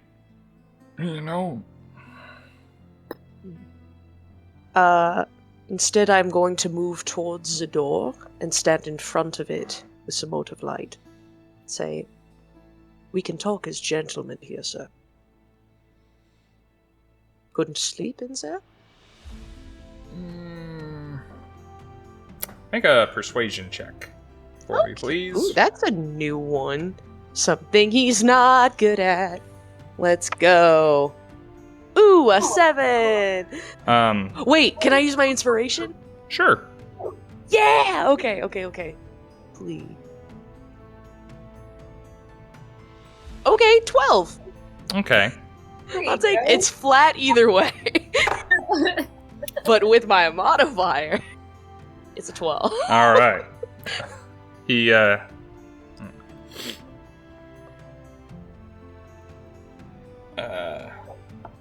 yeah, you seem quite the gentle sort. Look, let's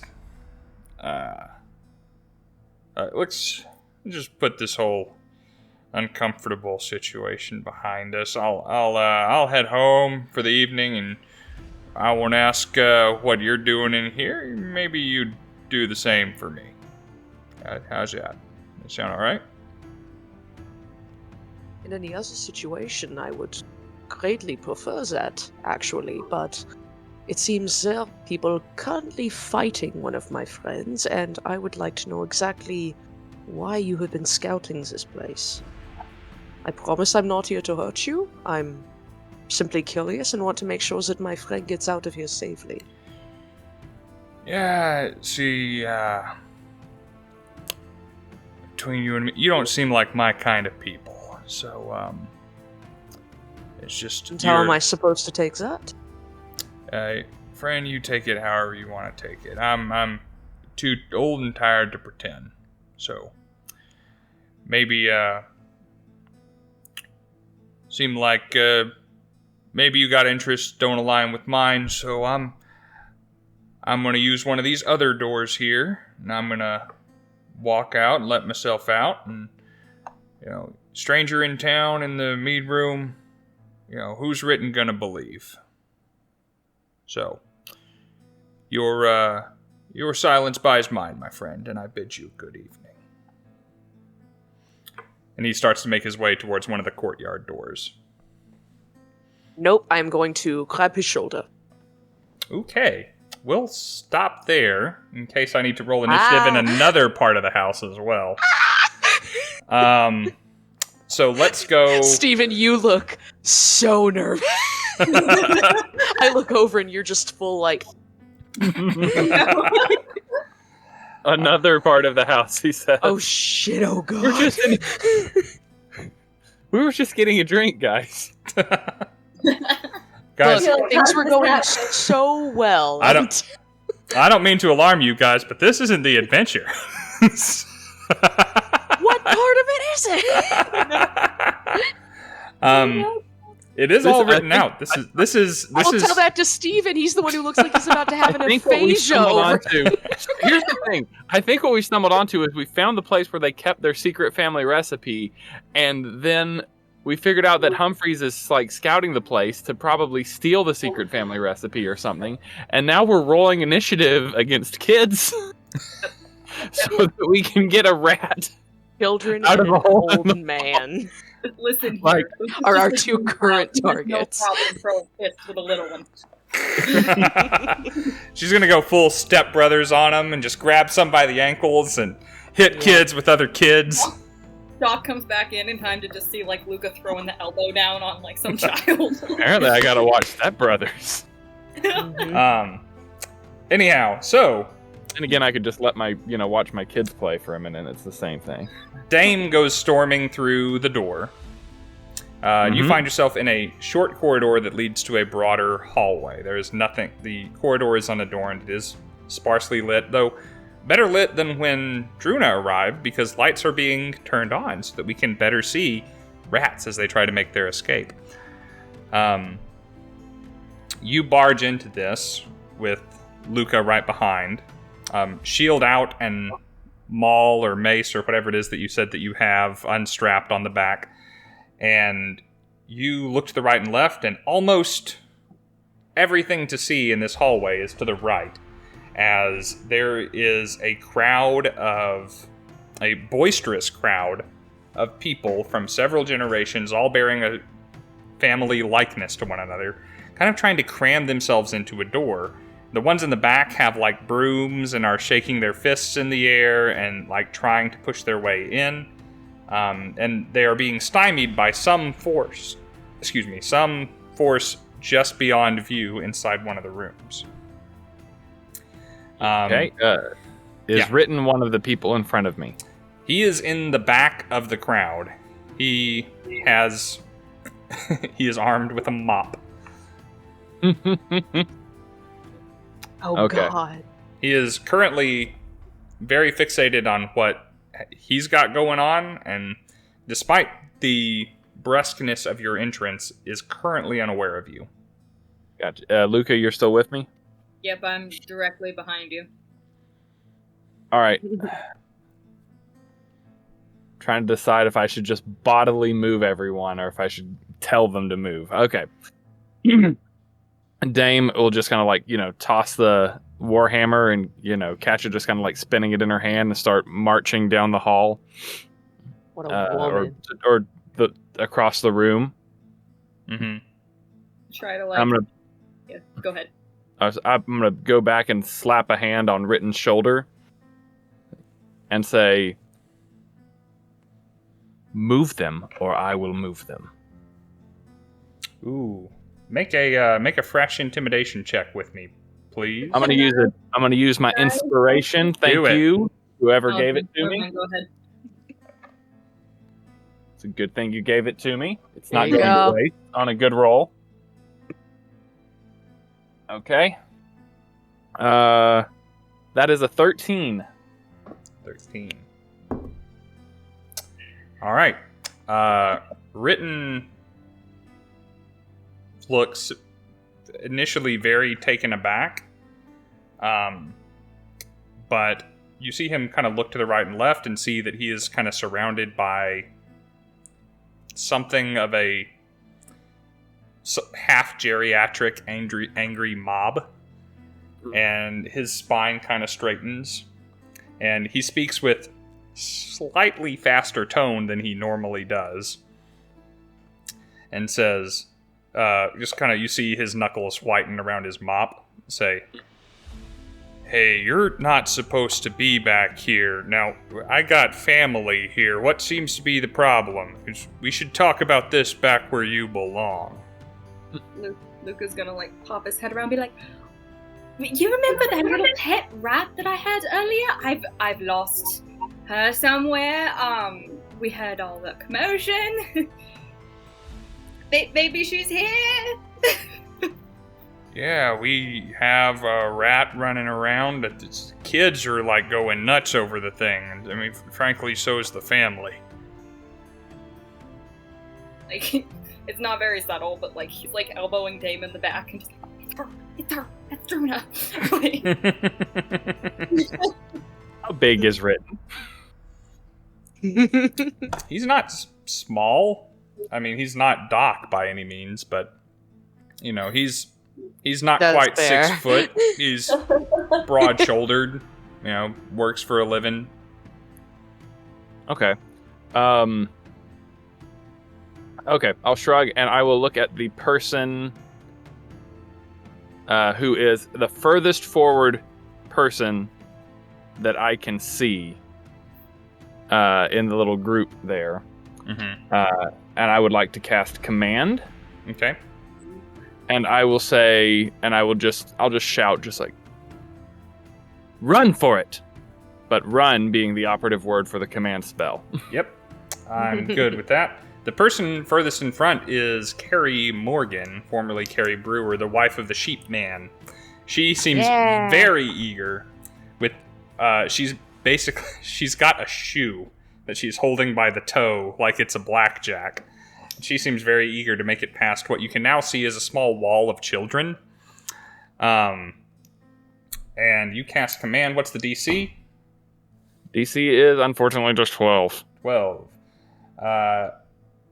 Carrie, like, turns and starts swinging elbows and says, "Get me out of here!" She starts clearing a path through her aunts, uncles, brothers, and sisters. I just like wait for her to get close and just step to the side. All right, that And then seems to have caused some concern. Like, that's not like Carrie. Yeah. Like, did you see Carrie? What's wrong with Carrie? does she Carrie ever acted successfully like that? Does she successfully clear a path? Oh, yes. Okay, I just like step to the side so that she can go, and then I just walk down the aisle. Okay. You are now met by a small wall of 4 children, while another 5 are half under a bed with little butts and legs hanging out. As they are standing like chest to chest, barring this doorway. They look at you, tall to them, purple skin, warhammer, shield. One of them pipes up and says, "What kind of exterminator did we pay for?" Good one. While Dame's doing this, Luka's like trying his best to like sweet talk all the adults to like kind of like coerce them like into the hall and out of the room. Okay.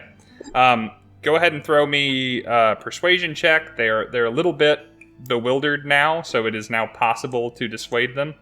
Druna, you hear the reaction from underneath the bed, kind of through different slats there, and underneath the blankets, you can see what you know to be Dame's fastidiously kept boots and greaves.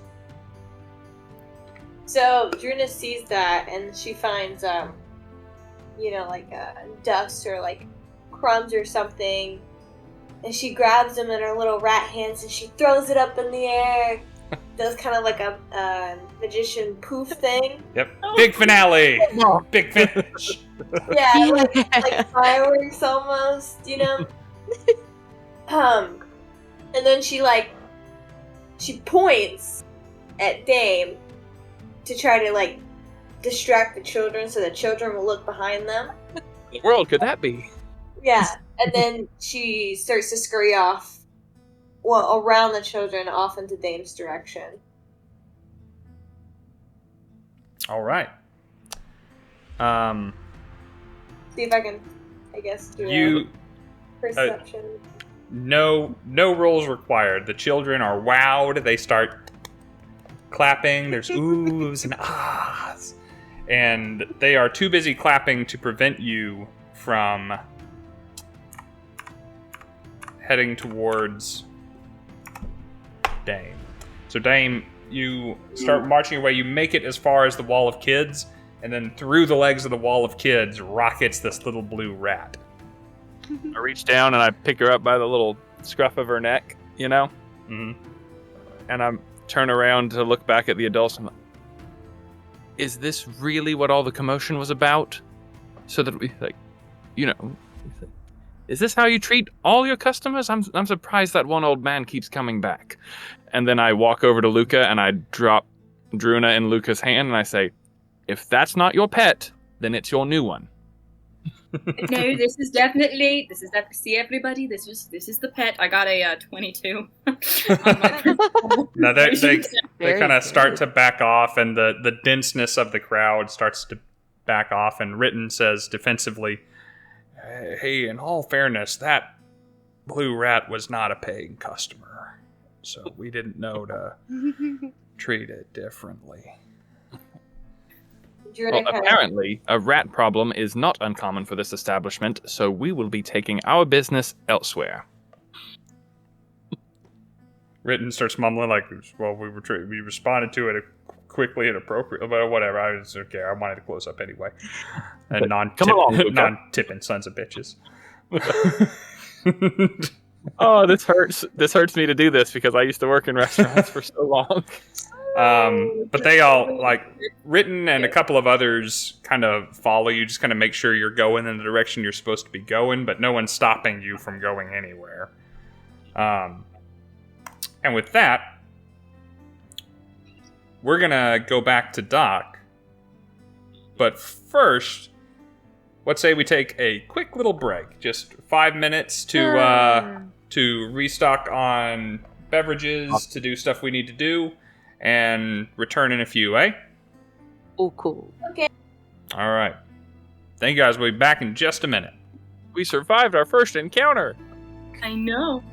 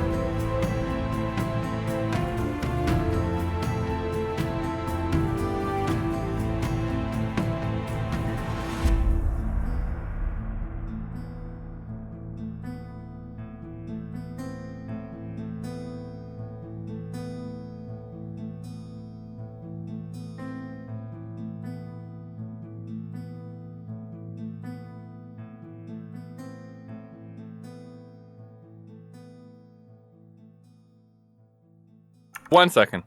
All right. Welcome back, everybody. We took a little bit longer of a break because we enjoy one another and don't want y'all involved in everything we do. I had to pee. which we didn't want anyone involved in. And I had to get tea, but I would have loved to have you all involved in that. I had to get coffee. I had to spill the tea. Everyone had to get things. I had to get this. Just take the rat by the waist, firmly grasp it. Rat. All right, let's get back into it. Doc, roll initiative. Oh no! Really right into it. I'll roll with the obsidian one. Ooh, that's an 8. That's an 8. Okay. Come on, dude. Cards on the table. He got a 21, so he's going first. It's just barely. In this combat, it's the same as a 9. So you start to take a few steps towards him. You intended to grab him to prevent him from going anywhere. He does not continue on his path. He doesn't race to the door to try and beat you there just because he got the jump on the initiative. Instead, producing from seemingly out of nowhere on his unarmed person, there is a dagger in his hand. And he takes a good 10-foot step back from you with his back to the door. And mechanically speaking, he's readied in action and says, "All right, friend, last chance now. We don't have to do this way. But I'm about to leave, and it can be in a friendly way or in a way that doesn't end so well for you." That's all he's going to do with his turn. Okay. I'm going to keep that little mote of light in my hand and let it kind of dissipate between my fingers and say, I think you surrendered the friendly option when you were spying on me, and I would like to cast blindness and deafness on him. Ooh, shoot. Breaking out the level 2 spells. All right. Because I don't know how much longer I'm going to have. Choose for me the blindness or the deafness and tell me what I need to roll, please. It's either wisdom or constitution. I don't remember. Blindness, and that is constitution. Okay. He's going to be blind. Constitution, he's got a mighty +0 to this roll. Go ahead and tell me what I need to beat as I roll. A hearty 12. Oh, I was going to use the gold until I threw it callously onto the floor. Just level 4 things. Rolled a natural 1. Ooh. Oh, there's my He's die. already half Hang blind on. anyway. I'll be back. Ow. Okay. He is blind. You see, this mist, this cloudiness go over his eyes with your dark vision, and he starts looking around. He starts kind of panicking. Technically speaking, the trigger for his ready to action has not been met, so he doesn't do anything else, but is standing where he's standing with the dagger in his hand saying, "What? Witch, what'd you do to me?" I promise that I'm not going to hurt you as long as you don't hurt me. But I do need to know why you are not like the rest of this town.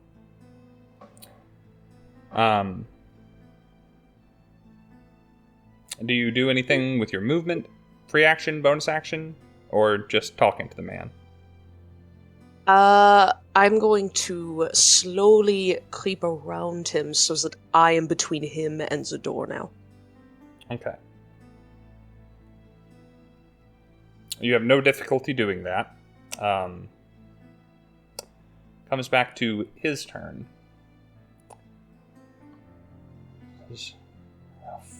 Fucking warlocks. It's been a lot easier if I could see. He takes the dagger and he turns it over in his hand, and he rams it into his own side.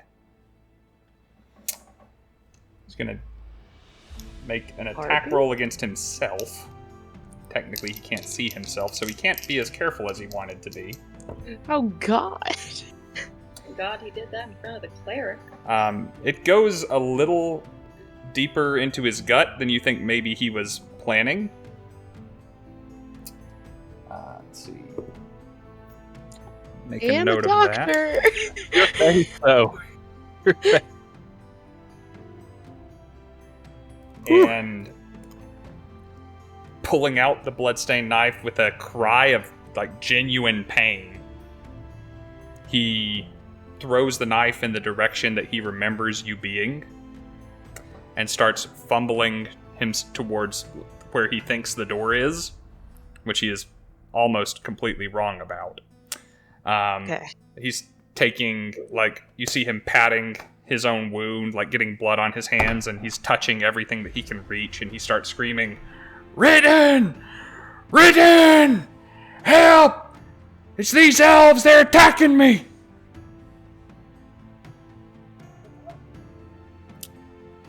And it's your turn. Then as soon as he starts screaming, I am also going to scream, and I'm just going to shout, "Dame!" And I then would like to cast, it just took me out. I'm actually going to walk up to him and as quickly as I can just slap a hand toward his shoulder, and I'm going to cast Cure Wounds. Okay. Roll the healing on that for me, please. See how healthy he gets. It is a 1 plus 2, so 3, but I might have a proficiency with something like that. Hold up. You would add your... It's the Cure Wound spell. You would roll the d8 and then add your Wisdom modifier. And that would be the total. Yeah, that's 2. I thought I had a certain class feature that gave me just like a bit more boost, but Are you Twilight Cleric or Life Cleric or... I'm Twilight. Okay, Life does get bonuses to that. I don't believe Twilight does. They get then other I cool know. stuff. Yeah, other things then. So it's Nope, 5? then he gets 3. Because I rolled a natural 1. Oh, okay. Oh, fun. All right. No, me! These obsidian dice do not like me right now. Don't harsh the product.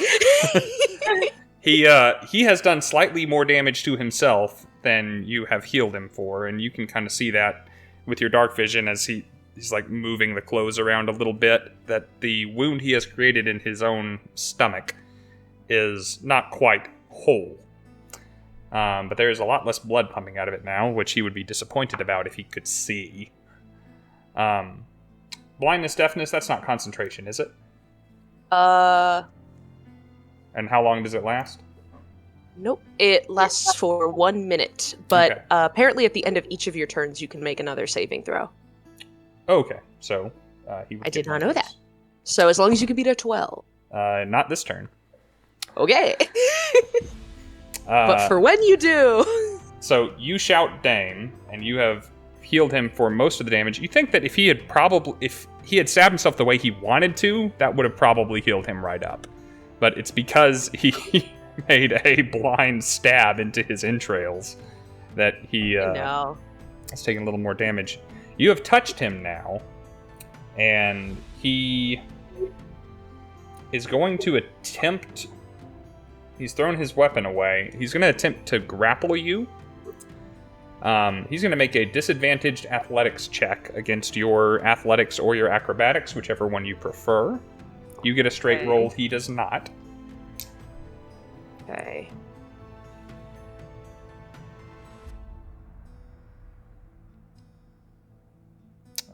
He is not good at this, so that is going to be a 5. I got a 12. Okay, so I have -1 in athletics, but +2 in acrobatics. So the way that works physically is like a human being. I don't know. You got really good form. He's a gymnast. That's where. He's like pawing at your clothes and trying to get purchase on you, but he can't see what he's doing. It's not hard to get off of him. However, he's leaving bloody handprints on your attire. And he shouts, "Ridden! He snuck into the meadery. I followed him and he attacked me with a dang knife. Ridden!" And it's your turn. Since he hasn't.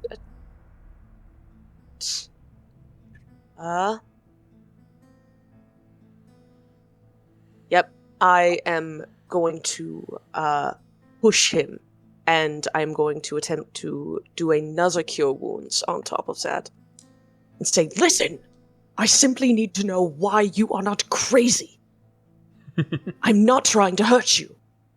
And I'm going to heal him as well. Okay. You have So let's see if I can no get. difficulty touching the man, so go ahead.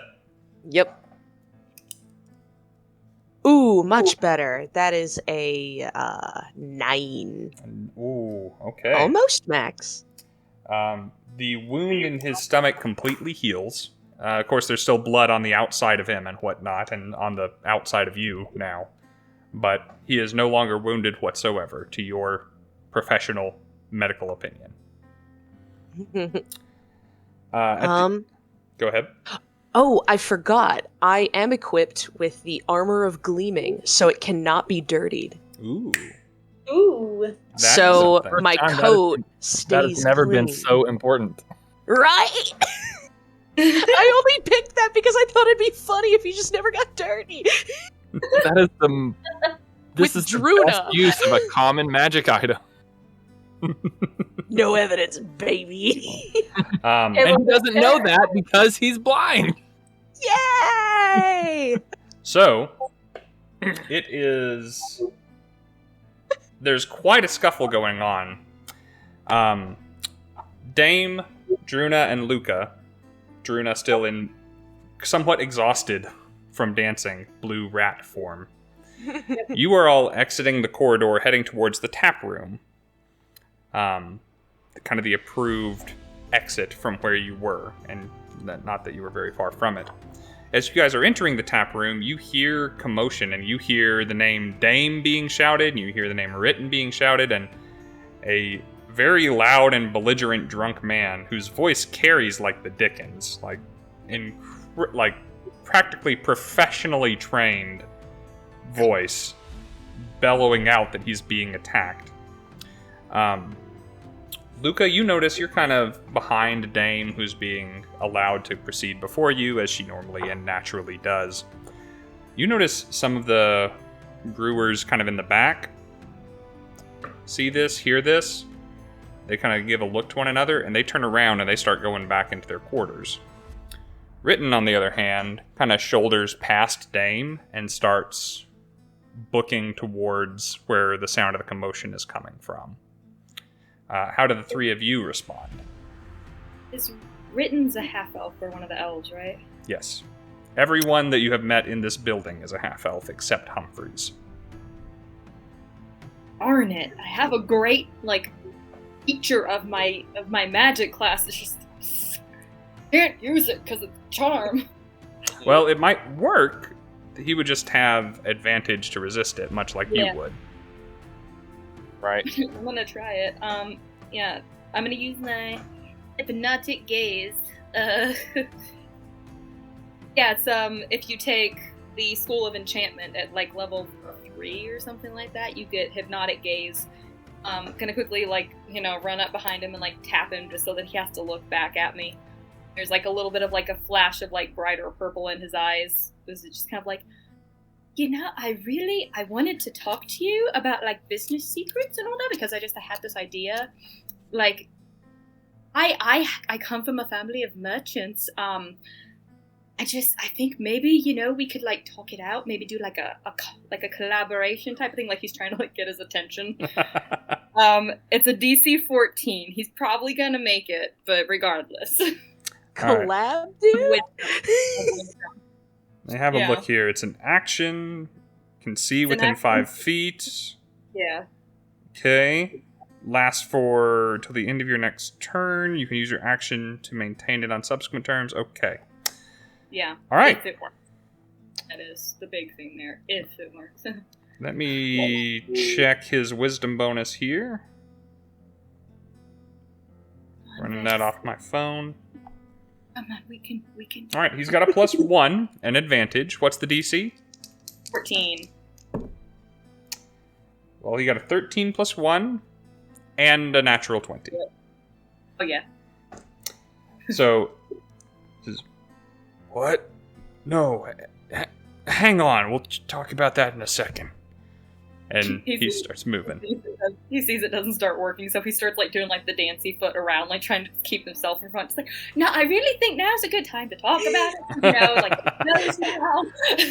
If there's one He's thing I love about interference. Luka, it is his undying hubris. This man will do anything.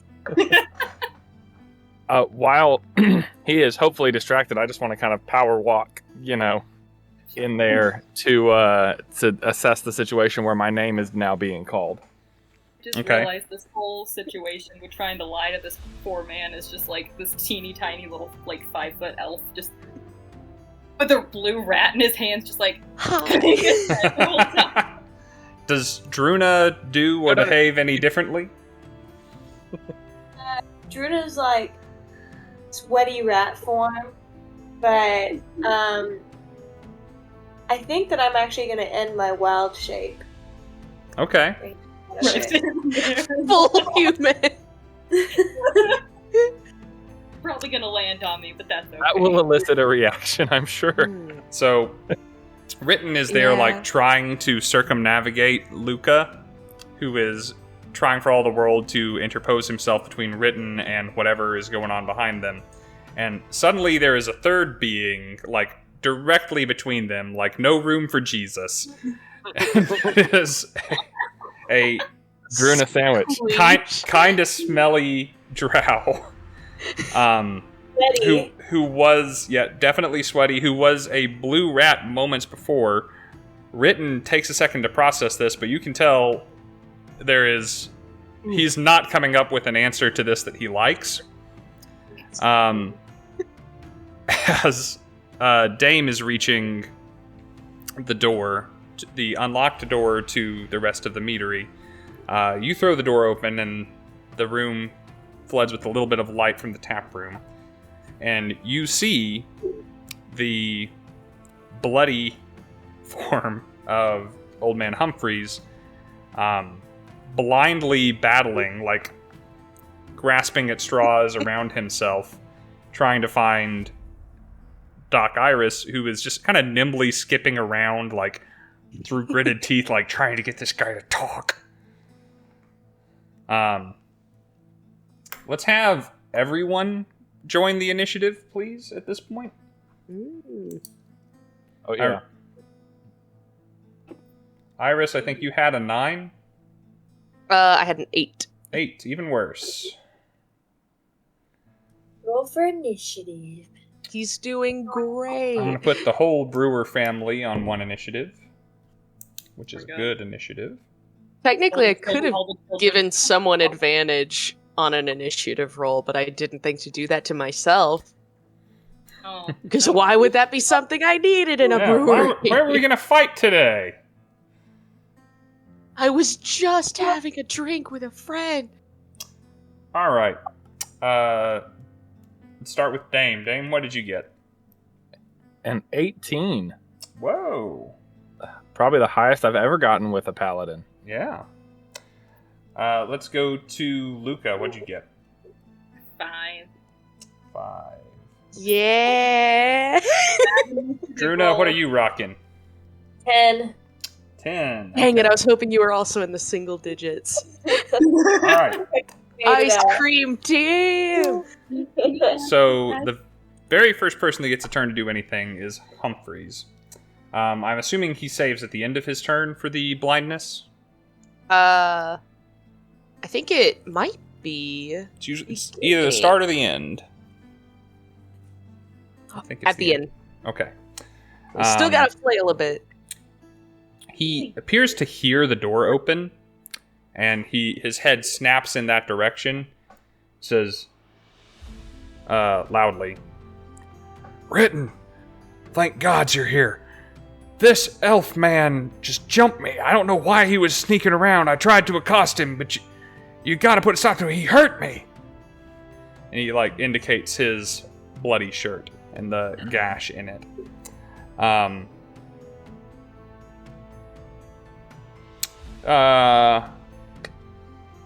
What is your passive insight,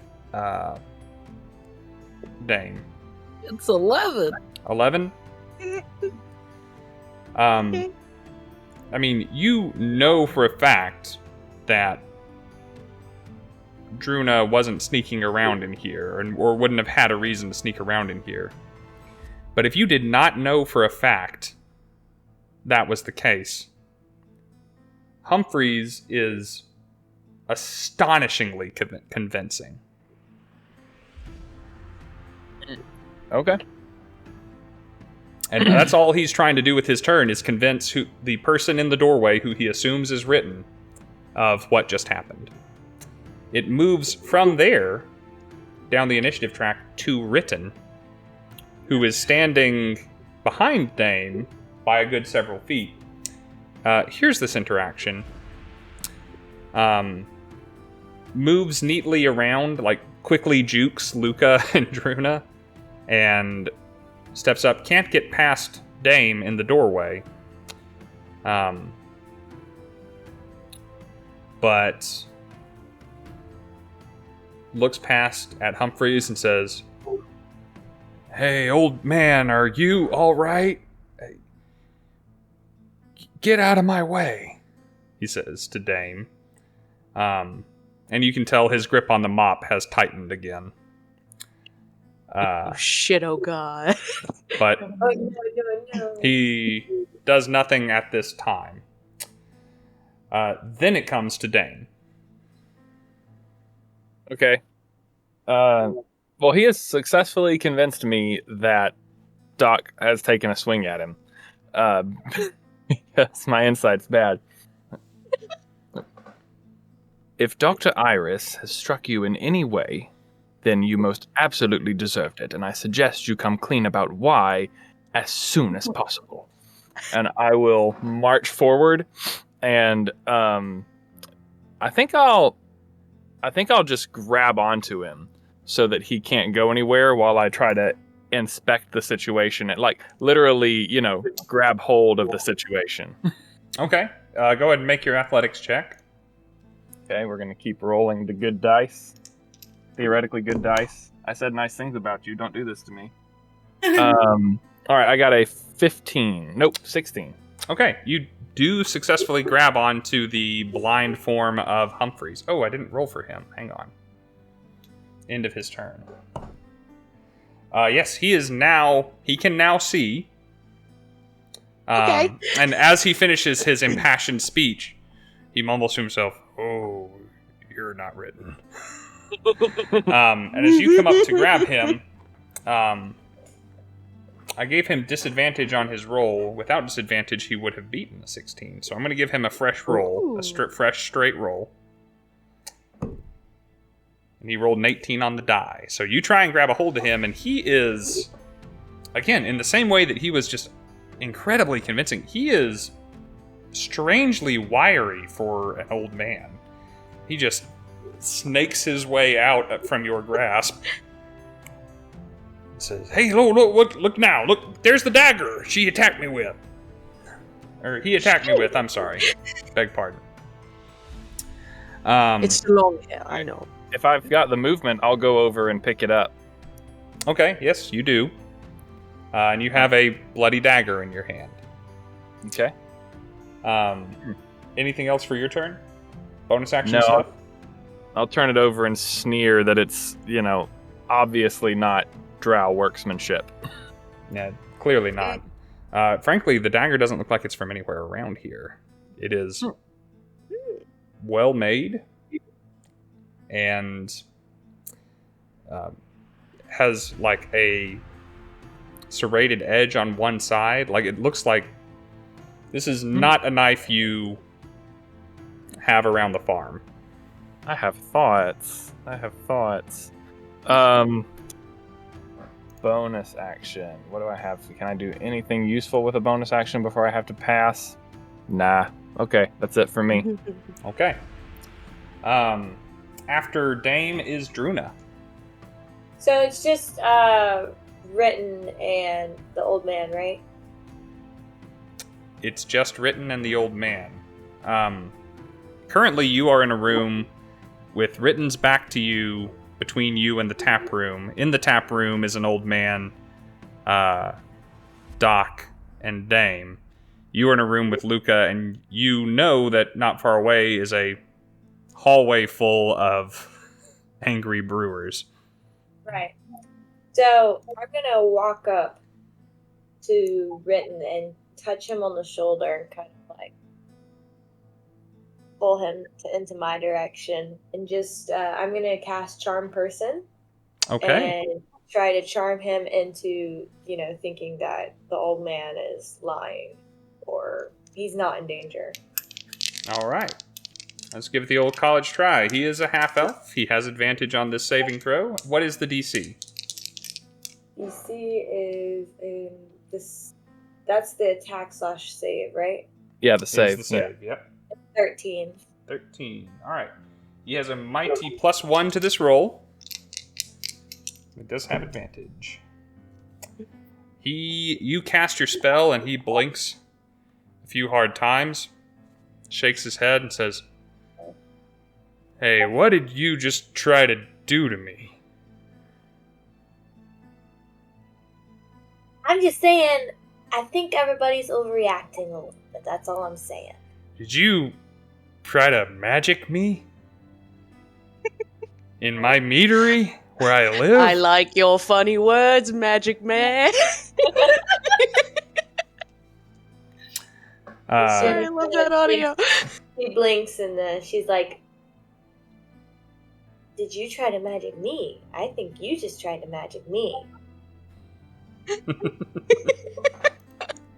You must be running low on your cranberry juice this evening. Gaslight gatekeep girl. What else for you, Druna?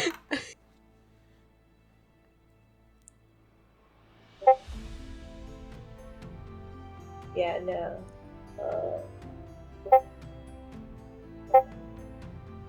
Where's that coming from? It's pretty much it because it's not physical yet, so I'm gonna pass it. Okay. After Druna is Doc.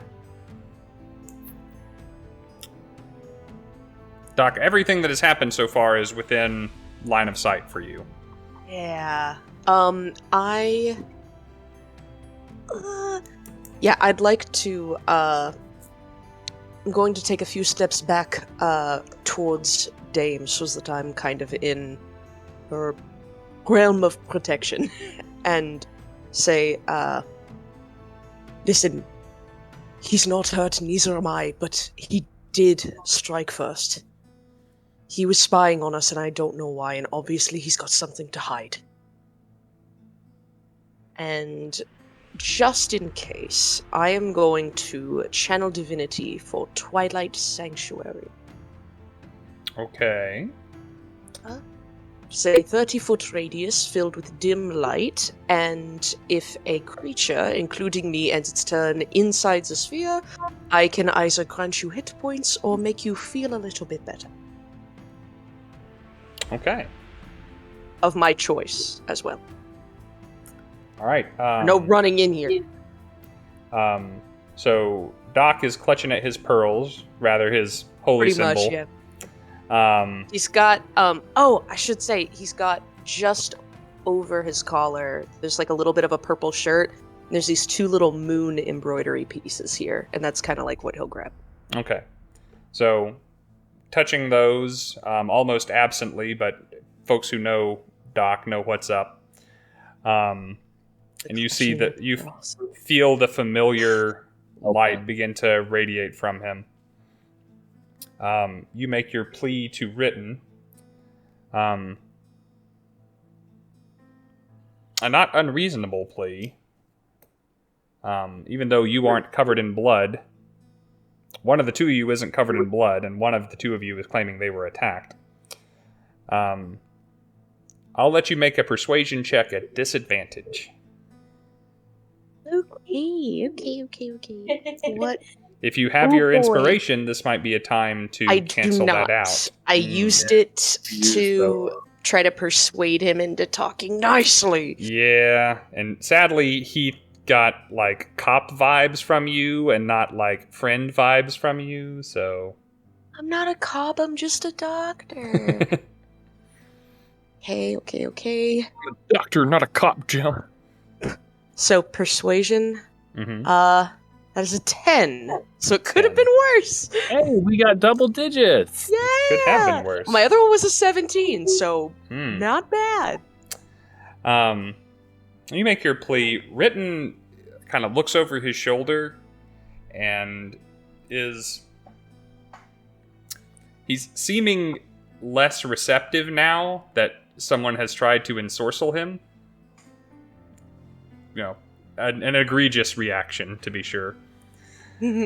But he doesn't seem like your pleas have really taken root. We'll move to Luka. Well, at the start of my turn, I'm gonna share. Look who passed out. Aww. Oh, Vex, It's nap baby time. girl. Second, is there anybody like blocking the door right now to get in? Ritten's kind of in the doorway. He's not trying to block the doorway. He was... Okay. Dame was, then Dame moved, and then Ritten was kind of interrupted before he decided to move through. You can get in if you want to. Okay, yeah, I'm gonna squeeze my way in. Luka's heard like all of these different things like floating around of like trying to like convince people and charm and this and that. How far away is the old man? Once you've entered the room, he's only like 15 feet away.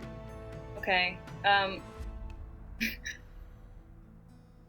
Just purely, I don't think he's probably heard everything, but just purely based off of the fact that like he trusts Doc to be smarter than him. He's gonna, with his turn, go straight up to the old man. Who he has no idea is blind. I think blindness got lifted, but regardless, he had no idea that he had been blinded. I don't think Hypnotic Gaze is once a day, but regardless, even if it is, I am going to cast Charm Person on him. On the old guy. That's a save of DC 14. Nice. Alright, hang on a second. I kind of want to know about Hypnotic Gaze now. I got it, Rob. It doesn't have a list, like a thing saying like harassed or things like that, but most of these things tend to be that way. So I would just... You can't use this feature on a creature again until you finish a long rest. Okay. The blurb on D&D Beyond doesn't say it. If you click it, it will then tell you the full thing. Right. So yes. Okay. Charm Person, though, on the old man, who is not a half-elf. Hey, it is on that creature again until you finish a long rest. Or was that so? Not on a creature again. I got a spell slot. We'll just do the Charm Person to keep anything muddy. Oh, you woke Okay, up. fair enough. So you could do Hypnotic Gaze if you wanted to. Or you could do... I'll do Charm Person just to make sure that I don't exploit the feature. Okay. Wisdom saving throw, yeah? Yeah. 14. 1 + 1. Chat, where's my inspiration? Amazing. That like little flash of purple, like that kind of reflects off of his glasses, and it's like, "Come now, friend, can't we just talk about this like civil people? What you said you're hurt? Do you need any healing? I'm sure my friend over here can help you heal." It's just gonna be like buddy to this man. Hey, no, I seem to be fine. Actually, I wasn't earlier when, is this your friend? Yes, you see, he's a doctor. He's very, very good at healing people. My friend over there who's blue, also very, very good at healing people, you know? Thank you. Yes. Good at sneaking into places that they don't belong to. Right? I'm not quite sure what you mean, sir. Right, friend?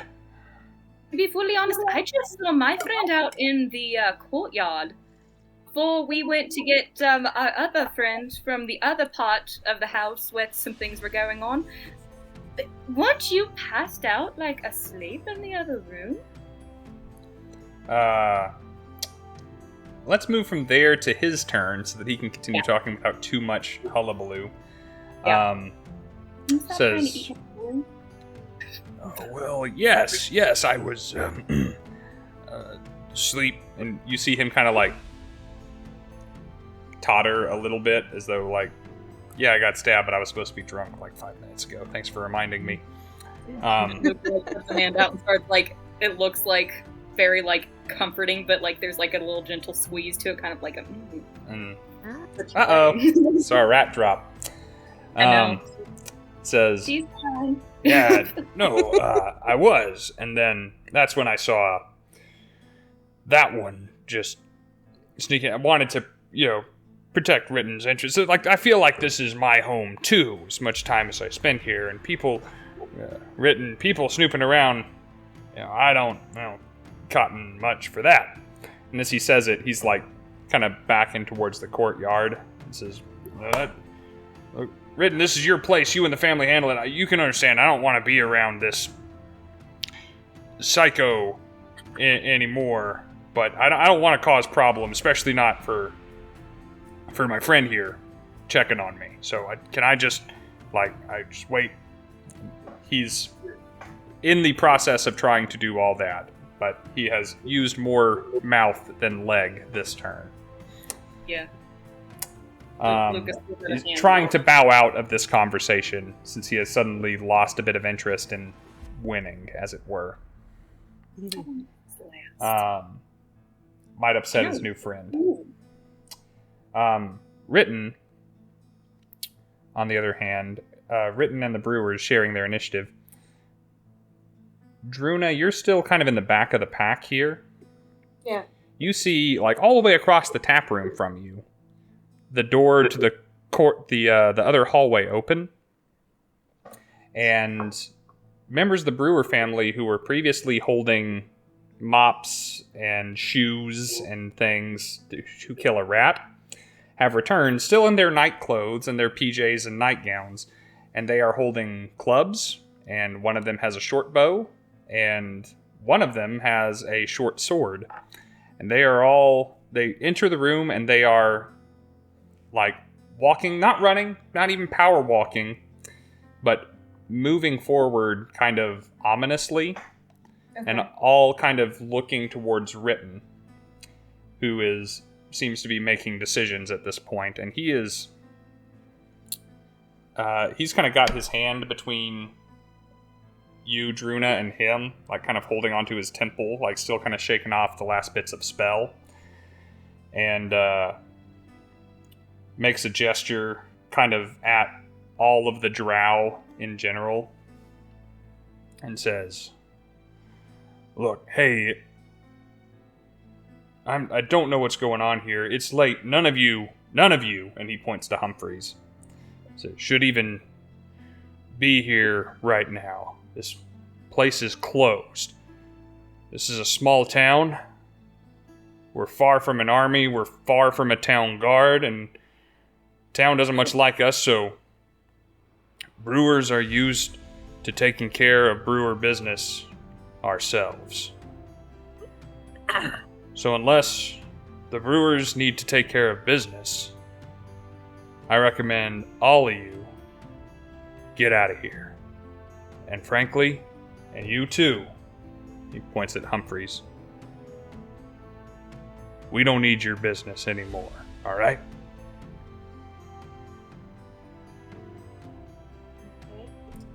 And he looks around, kind of seeing if his words mean anything to anybody, as he kind of checks back and sees that he has backup of, moms, dads, aunts, uncles, grandmas, and teenagers holding serviceable weapons. There you go. That's all he cares to do, and it's Dane's turn. He really must mean business. He was almost speaking with a normal human cadence at that point. That is Rob trying to get his words in the supposed round that's going on. But he is speaking a little quicker than usual because he has something to say. Yeah. I had this whole deceit planned, but if he's going to let us walk out, I think I'm inclined to just walk out. Yeah. So I'll just kind of look over at, my crew to see if we're all on the same page with that. Yeah, should go. Humphreys does not seem on the same page with that. Humphreys looks genuinely wounded. Yeah. Luka's still got like a hand. That Oh, looks he's like healed. Yeah. No, but I mean like Friendly wounded. Yeah. Oh. Yeah, it's like, Oh no. I think terribly sorry. Quite right. It's like, I apologize for this big misunderstanding. Like, come along, Humphreys. Like, and then I'll like just put my arm around him and try to usher him. And as I walk away, I'll be talking to Iris. And it's like, I saw him fall and hurt himself as he was, as I was on my way out. Thank you so much for checking up on him. I do hope that he's going to be okay. Do you think you can tend to this? And I'm just saying that as I try to just like bodily move Humphrey towards the exit. Humphreys definitely seems like he is not okay with it, but under the watchful eye of your 4 friends and realizing that he is suddenly out of friends, he does not resist. If I gotta spell him, I'm ready to spell him. Sorry. He has one friend who is definitely part and parcel with people who he knows are not his friends. On thin ice. Yeah. Does anybody have an issue with this going that way? Okay. So Luka's gonna like put an arm through the other arm is just kind of like skip very slowly because they're probably moving really slowly next and be like, "Come on, friend, let's get you home on time. I think you probably need a good nap." As we go through the tavern, I'm gonna pick my bottle back up and just take it. I will say, Atta I girl. never heard you say that you put down that fancy knife he brought, so I'm assuming you still have that. Yeah. I guess I didn't say what I did with my warhammer either, but I'll put my warhammer away. So you guys passed through the Brewer family, and it kind of hadn't occurred to you as you walked through, but if they're not a child in this family, they each suddenly seem to be carrying themselves with kind of an air that gives you the sense of, yeah, I can kind of take care of myself, and maybe you too. Of course, they don't know, they probably haven't had to mess with anybody like Dame in their lives, but what they said about having to be the solution to their own problems is probably true. And as probably, could have gotten messy on one side or the other if things had taken a different route. Humphreys, being led by all of you, is escorted out of the building.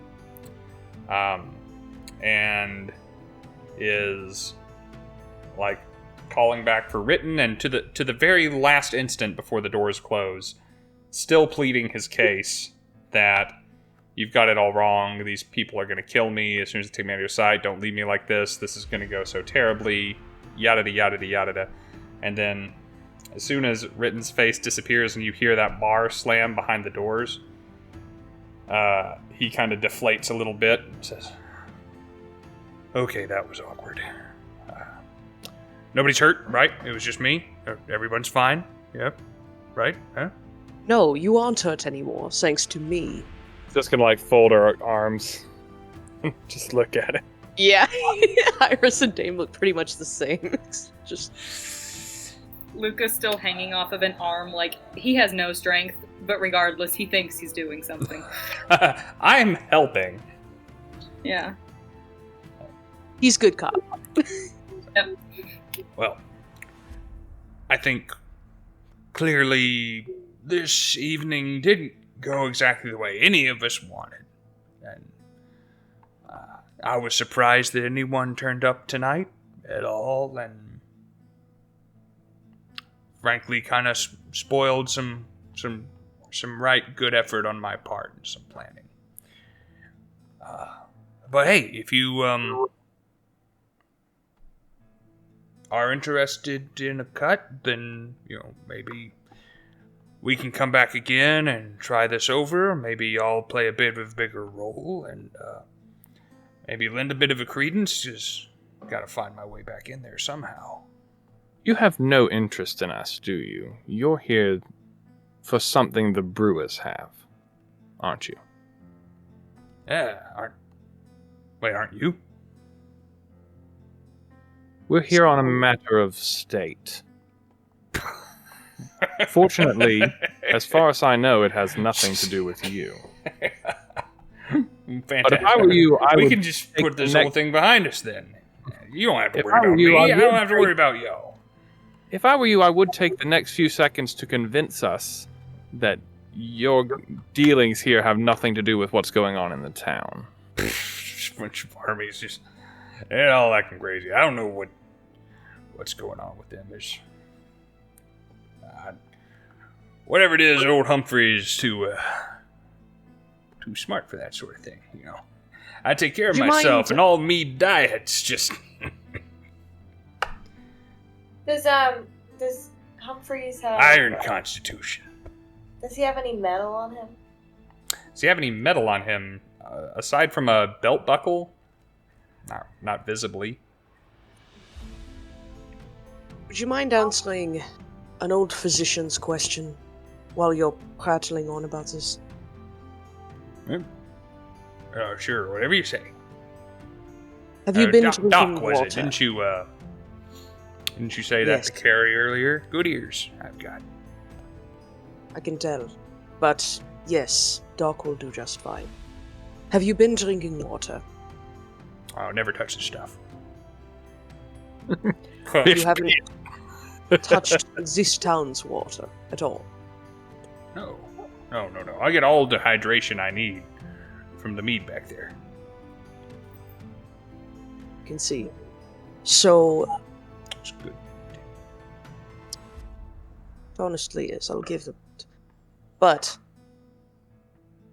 we have reason to believe that something, quite literally, well, figuratively and literally, there's something in the water of this town. And it's driving everyone mad.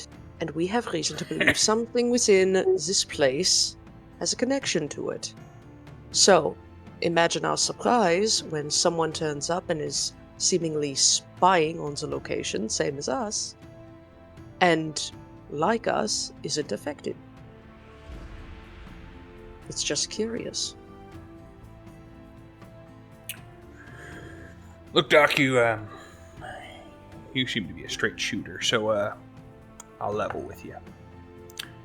That's good mead. I mean, that's real good mead back there. And given the life that I have led, I do enjoy it a little bit more than a tipple now and again. And I am supremely interested in being able to get that mead whenever I want it, wherever I want it. And let's say that some of my past investments are in danger of drying up. Need a new business venture to secure myself in my old age.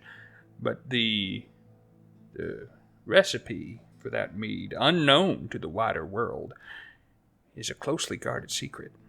And a man could make himself a comfortable living making that mead on the market. Back down towards Centrum, maybe. Or over in Dame Hythe. So, I'm trying, in ways that suit my particular abilities, to find myself that recipe. And I think I was pretty close to it this evening, being able to have a look around. Harmless old man comes by, drinks every day, dims himself to a stupor. But today, some rascally little drow decided to turn up. So I don't know, or especially care, what's going on in the rest of the town. I don't know or especially care what's going on in the Meadery, besides that they make some mead that could make me some money. So all your matters of state don't affect old Humphreys. But if you would like a little bit of the jingle jangle, and could get yourself back in there and find me a recipe, I could reward you handsomely. I used to be a man of means, and I have a little nest egg set aside for myself that I'd be happy to part with in exchange for security for the future. The whole time he's been saying this, like, Luka's still on one arm and is, like, shooting, like, knowing looks at Iris, just kind of like, I stole that already.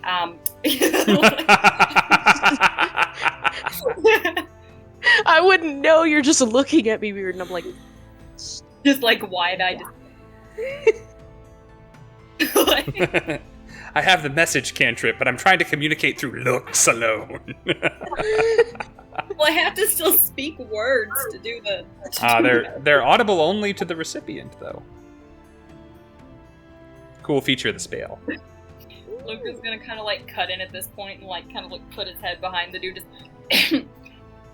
sorry, friend, as it turns out, I may have already found the recipe, looking for something else.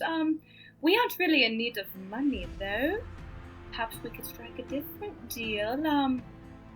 We're here until we figure out what's going on with the water. Maybe you could provide us information as you hear it. Help us if we need. Do the job, and maybe I'll think about giving it to you one day. See, this here's the unscrupulous one. I like him. He is colorful. Friend, Pocket with like a whole ass cookie in her mouth, just like while this is happening. Friend, You're like the little mister. I think we could come to terms on something like that. So, what did you have in mind? And maybe let's see proof you have what you say you have. Like I said, we don't have really any need of money, correct? Friends, we don't really need money, considering our home and all that. Great, I'll keep my money. However, kind of running low on options. We're not really sure what's going on in this town. Have any information for us if you hear anything? Just maybe be ears around the town. That's true. You do have an uncanny ability to spy on others with your current state. Perhaps if you hear anything about what's happening in this town while you are so liberated, perhaps you could exchange that for something that my friend has here. Yeah, I could do that. I reckon I could do that. If you don't turn up anything useful, then the gold will be just fine. Well, how about this? You said that something in the water. Everybody in town drinks from the same water. Everybody except the brewers. Brewers have a well. So if you have a problem with the water in the town, it's coming from that stream, and that stream comes down from the mountains over yonder. If you are looking for something, this goes on up into the woods there. Now, there's a shrine up that way. Used to be to a nature goddess, Maro something. I don't know, never terribly religious fella. There's a druid lives up in those woods, comes into town now and again, sells some supplies, whatnot. Ethelyn, dwarf woman. You looking for something going on up that way? Maybe she's the one you ought to look for. See, old Humphreys minds his own business, but everybody else's business doesn't mind old Humphreys. You know what I'm saying?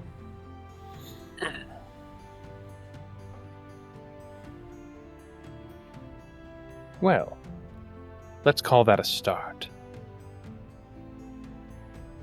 I think we'll pay Ethelyn a visit, and we'll look for you when we come back into town. Mm-hmm. Is it Good plan, Luka. Just hang on to that for now. More of the town's business might make its way to friend Humphreys.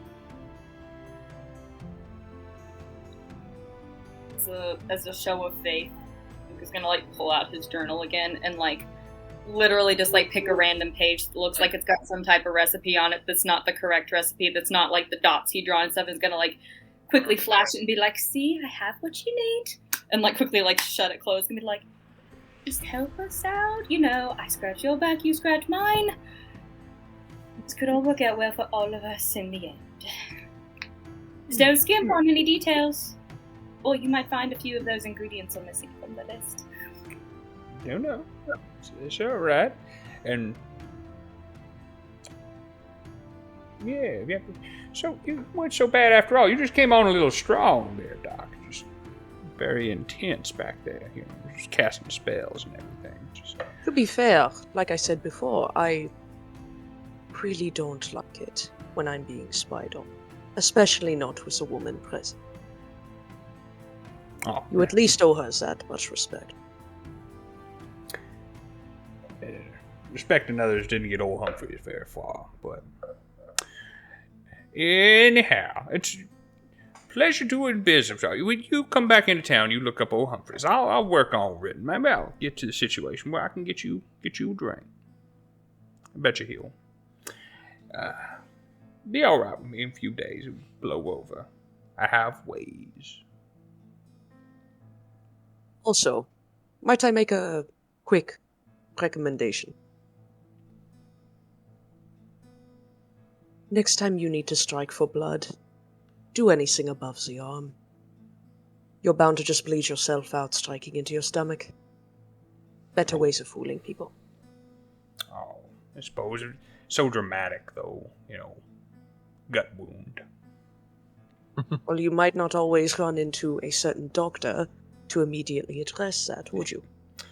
No, but sure, if you'll pardon my saying, it's far from the first time I stabbed myself to cover my ass. Don't doubt that. It's how quickly you went to it. You at least get that much respect from me. All right, well, that's a good night from old Humphreys. All right, see you next time you're in town, no doubt. As soon as he turns to walk away, Dame is gonna drop the whole tough gal act, and she's gonna whip around to Druna and just start fussing over her and making sure that she's okay, and take that hair that's been messed up and is in the wrong place and put it in the correct wrong place. I'm just I'm so sorry. I heard you. Lucas said you were crying. Are you hurt? Okay. What did they do to you? Are you all right? Druna's just like, yeah. And just hugs Druna and starts patting her dirty hair. She's like, it's okay. We're safe now. It's all right. You need any healing at all, Drew? I'm so sorry that we didn't get to you sooner. Druna kind of looks up at Doc. He's like, well, if you can heal the emotional kind. I had to dance for them. Not a lake, I'm afraid.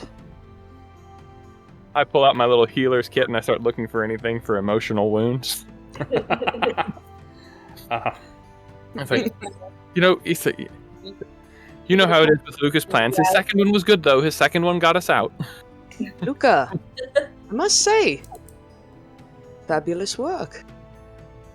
Do you really have that recipe? I do. And he glances back over to see how far away the old man is. Far enough. Before even getting the recipe out, pulls Phoebe out from the pocket. She's still eating something, and it's like, Druna, hold her. She's really, really cuddly, really good when you're having a bad day. Oh, here. 1 second. Hold his hand out for Phoebe. He's going to take out her little bell and ribbon and tie it back on. Oh, there you go. Attention to detail from the doc. Nice. He takes care of the little Very bell. nice. You can have your inspiration back for remembering little details. I love that stuff. Dame rummages around and she's like, I found it! And she hands her some mead. Ah, there you go. Emotional wounds! Not the mead can't fix. Cranberry mead. Rats. Yeah, he's gonna pull his little journal back out and kind of flip through. Like, well, I found this, and then there was another piece of paper with it was all the same piece of paper, but with holes in it. Kind of like some type of key or cipher. So I made note and put it back because I didn't know if we really even needed that piece of paper. But here, all of it is just right here, which is not actually it. This is my game notes. Now that you kind of have a second to look at it, you and Doc together, you are both intelligent people, you have nothing but time, and you decide for yourselves that this is probably roughly about a third of the information you would need to make their mead. And that for some superstitious or paranoid reason, they have split the recipe.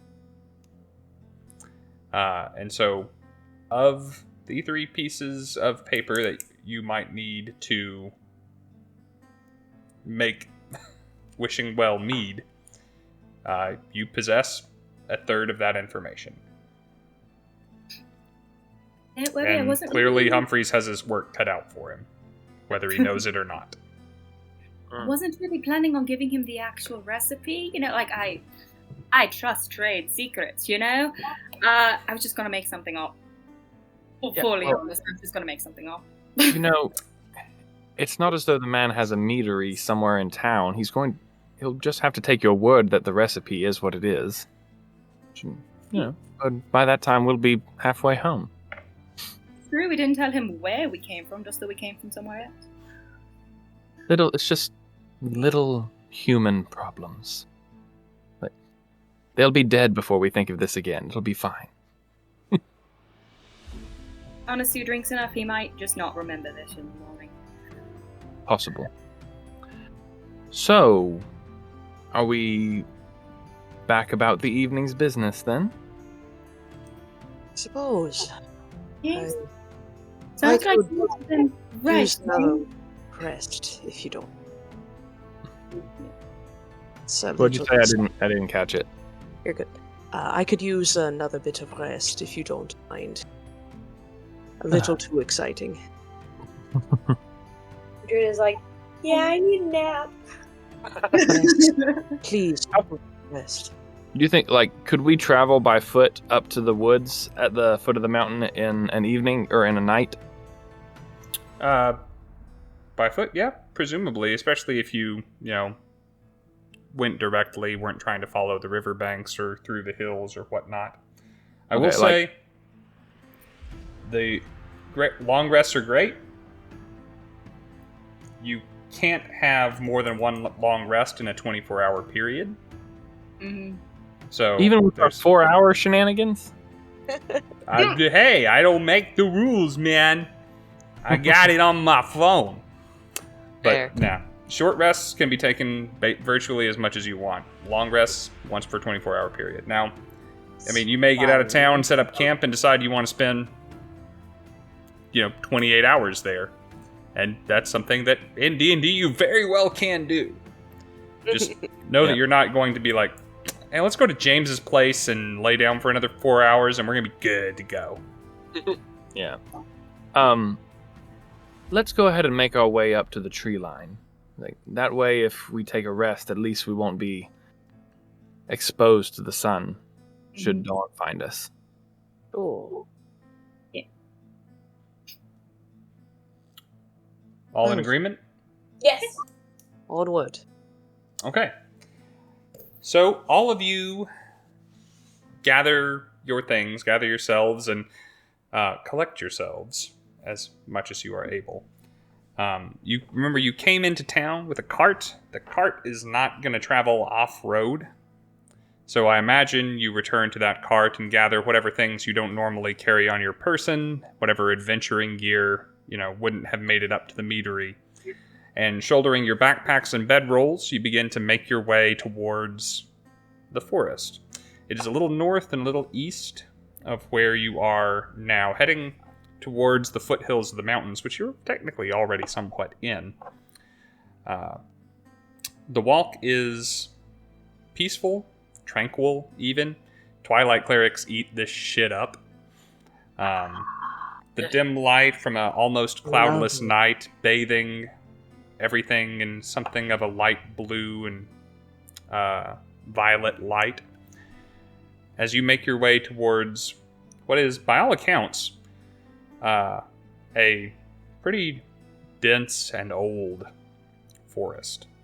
For drow who, are just genetically familiar with being underground, this, as you approach this tree line, this canopy, it's like walking up to Fangorn. Like, going underneath these trees will give you strong underground vibes, you sense. And something, is it like Fangorn, where it's like plains of Rohan, plains of Rohan, plains of Rohan trees? It's foothills and sparse trees, and then tree line. Okay. And it is... So it's like running up to Mirkwood. Yeah, there we go. You all kind of get a sense, however insightful or magically attuned you are, regardless of that, all of you kind of get a sense as you approach the edge of the forest of just being out of place, maybe even unwelcome.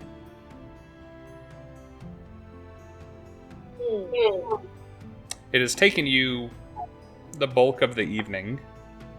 Let's say that your misadventures at the tavern were happening around, it was 7 to 8 o'clock, maybe, based on when you guys woke up from your nap. This is now into the 3 a.m. area. So, you're rested. You've done nothing but walk, and walking isn't too terribly hard for trained, seasoned, level 4 adventurers like yourselves. But some time has passed, and you are a good ways from what little civilization Shallowford offered you. And you are at the point at the tree line where the Wanderbrook pierces through the trees and heads up towards the base of the mountain.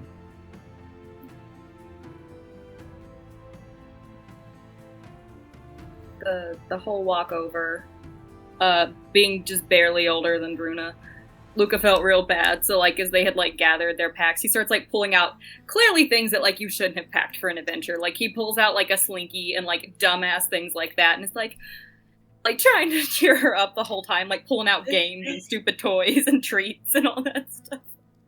Or more pocket chocolate. Yep. What a pal. Ooh, that pocket chocolate. What a pal. Yep. All right. Dame will, when we get to the edge of the unwelcome forest, I'll just put my hand out, have everyone stop behind me, and take a very, trepidatious step into it, slowly and carefully, and then deliberately, and just make sure that nothing bad happens to me. And then if it doesn't, I kind of, give the others a nod. So you enter the tree line? Yeah. Okay, I'm going to need you to roll... No, not actually. You're just fine. Yeah. You've done this to me before. Yeah, I know. I haven't done it to the others, damn it. Charisma saving throw. But then I want to walk in about as far as I can go and still see the foothills, and make sure that I can still see the river before I lower myself onto the forest floor and sit crisscross applesauce and get a space where we're not lost. We can if we look that way we can see town, if we look that way we can see the river. This is where I'm going to take my next trance and sit until it is applicable for it to come or whatever. You can successfully see out of the forest. The town is far behind you. Okay. But I didn't know the elevation thing. Nah, there's too many hills in the way. Okay. But good thought. But you can go far enough in, still see your friends at the edge, and that is where you park yourself. And seconds pass, and the forest does not come alive and eat you. So that's all I was checking for. Yeah. I'll start breaking out the mess kit. Okay. Presumably flipping some signal to the rest that they are welcome to enter. Yes. Okay. All right. I assume folks do so. All right. We are about to wrap it up for the evening. It's coming close to stop sign. Stop time. Stop sign! Why don't we get just a little quick insight into the characters? When you guys are getting ready for bed, like, what's everyone's process? And let's not start with Dame this time, because I keep picking on my brother. What is Druna's, like, nighttime, well, technically morning time right now, ritual look like when you're getting ready to set up camp? Druna's just, like, so used to being, like, in the slums of an alleyway or, like, in dirty areas that she kind of just picks an area with less amount of rocks, and she just Fewer, not no rocks, just fewer rocks. fewer rocks. Sits down and kind of just curls up into a ball, and just, that's it. That's all she has to do to be comfortable. Love it. Just take some leaves nearby and just throw them over herself. Literally. Yeah. That's it. I love that. Just go kind of in reverse of my normal order. How about Doc? What's Doc's ritual?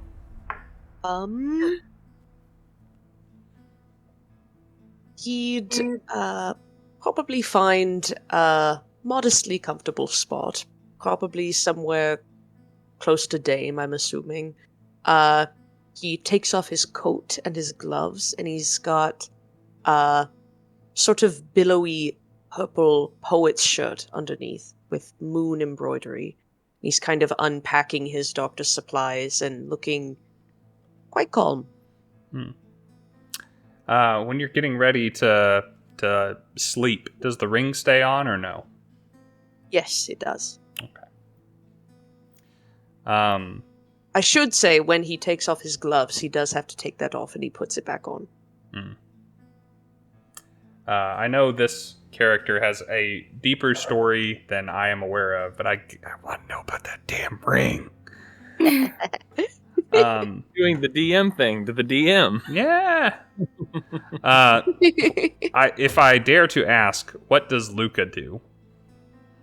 He has a more complicated, and only complicated by just number of steps involved in getting ready for bed.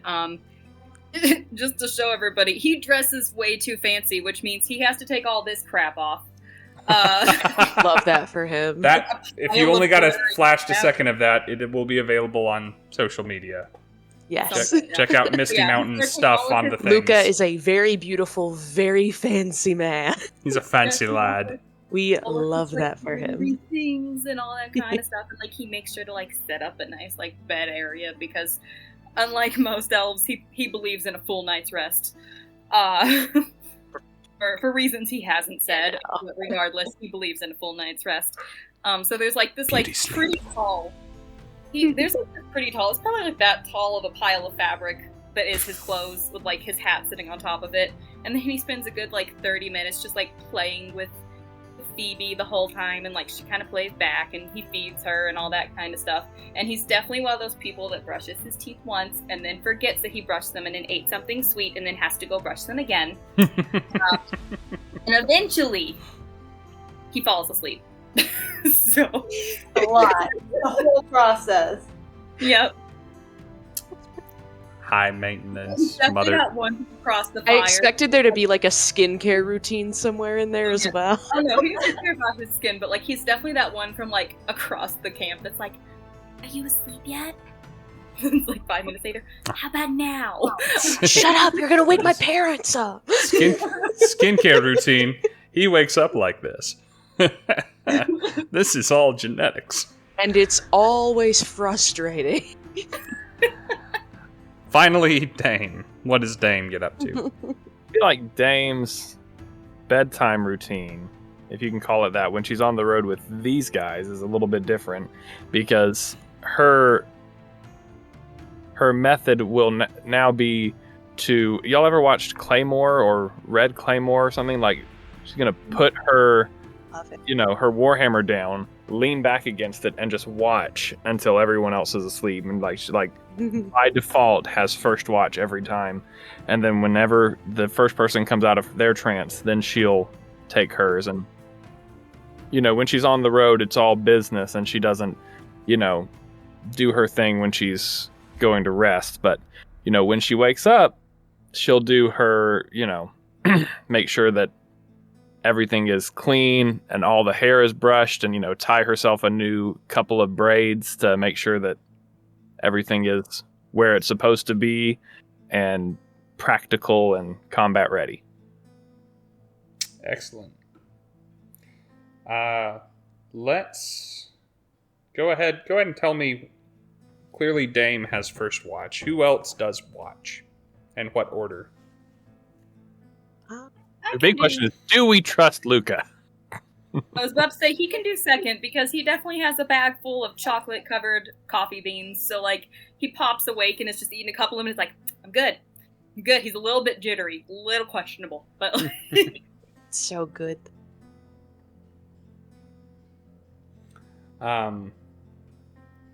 Anyone on third watch? You don't necessarily need Probably Doc. 4. Okay. Druna's just kind of dead to the world. Yeah, Druna had she a is rough- allowed to be. She's a baby.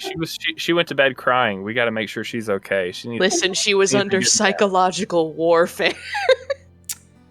I go to sleep now. I lay down right here. I take a nap here. I take a nap. So Good day. in the order you just described to me, I need everybody to roll 2d20s. We'll start with Dame. Tell me the better number you get.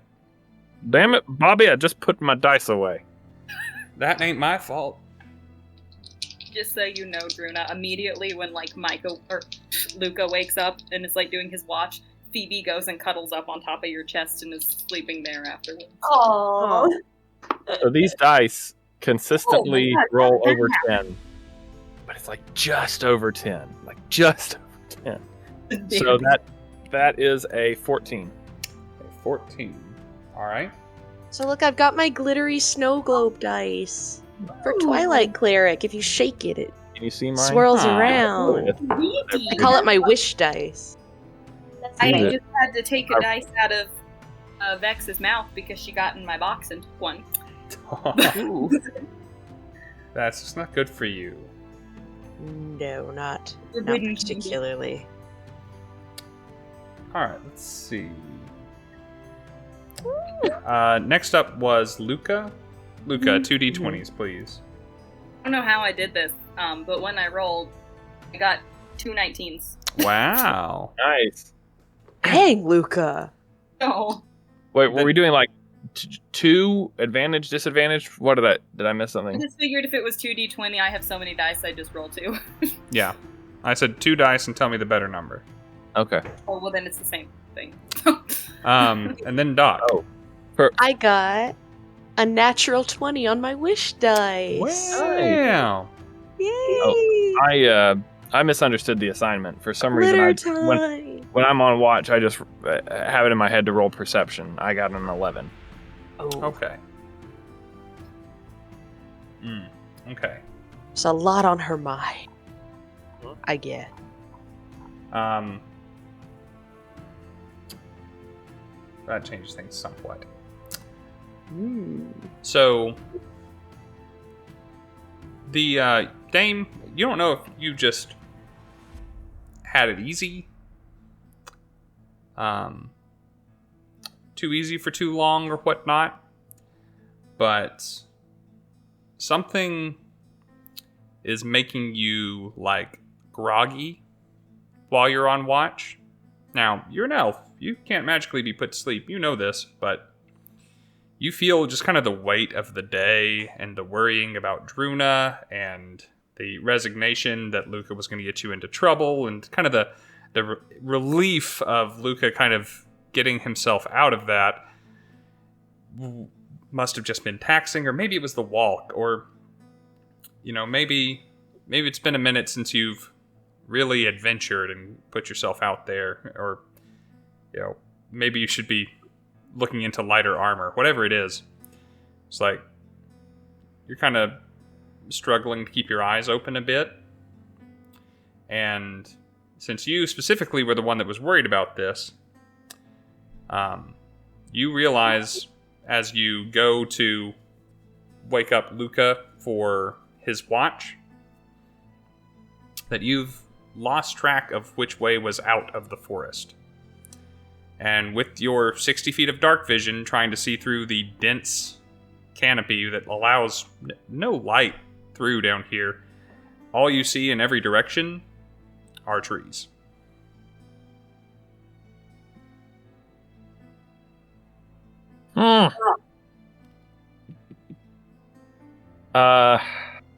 I will use Divine Sense.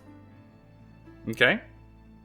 I can sense anything that is affected by the Hallow spell, or know the location of any celestial fiend or undead within 60 feet that is not behind total cover. Celestial fiend or undead? Yeah, I know it's not what I expect here, but maybe it's something with the land itself.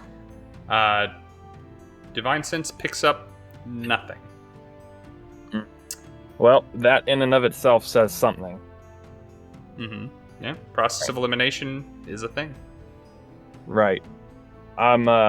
So when I rouse Luka, I'll lean down and I'll say, "You remember what they said about pixie dust being in the water?" Yeah. You see a pixie? No, it's what I don't see that bothers me more. Keep an eye out. I think there's something... There's something wrong here. Something strange is going on. We haven't moved, but the scenery has. I think there might be something fey going on here. And that is where we will call it for the week. Hey! We didn't die! Celebrate it while we can. Ooh. We didn't get killed by regnecks. Progress. Look, it's a miracle that Luka didn't die to the old man, because let's be real here. He's got a good shot at dying. So... Yeah, there's something wrong that like a 60-year-old man has a much higher armor class than your able-bodied wizard. We're gonna find out that he was not a 60-year-old man or something, you know. So, me or him? Him. Perspective for everyone watching. I have a 10 armor class, so this has just been the butt of the joke since I made this character. You should be dead so many times over. If not for the watchful eye of Doc and Dame, he probably would be. Yeah, it's very true. Very Sooner or later, someone's going to throw a punch, and then it's going to go down. Yeah. Well, guys, one punch, and Luka just gets shattered. Yeah, like One Punch Man, but like in the bad way.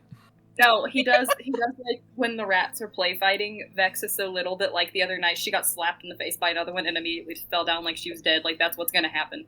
Is he's going to get hit by something and just be out Vex, of it. you little baby. She is Love her. So, when I wrote this adventure, and I did write out this whole adventure once upon a time, Mm-hmm. I wrote in 3 little hooks where the adventure could kind of go off in a new direction. And one of those caveats is Old Man Humphrey's heist. And you guys kind of accidentally found the bonus adventure, like, immediately. Session and a half. Heck yeah. The old men drink. And Half a snooping heist. through houses. So, if we can ever get it up there, and you know, we will obviously complete this adventure before it is made available to the public. But this adventure is going to be for sale on Misty Mountain's website at some point. So if y'all cared to go and know like Humphrey's whole deal, it will be printed at some point in the near future. Along with 2 other story hooks that will probably derail us. Probably. So, mercifully we missed one, which is perhaps the most telling. But they're not. You're not slapped in the face with any of these. So Okay. you kind of had to go some even to find Humphrey's one, and good on you for doing so, because I think it is hilarious, and I get to roleplay an old man who would rather shed his own blood than admit to being up to skullduggery. That was funny. Honestly, I can respect that. Yeah. Yeah, respect the grind, the hustle. Mm-hmm. You think the Game hook we missed recognizes was the game, my guy. girl who talks to flowers? No. Someday we'll figure out her deal. Yeah. It's all about the woman and the flowers. Anyway, thank you guys, my players, so much for joining me again. I really do enjoy running for y'all. I hope you guys are having a good time. Oh yeah, and this is hilarious. I very much hope you do, because I'm going to ask you to do it more.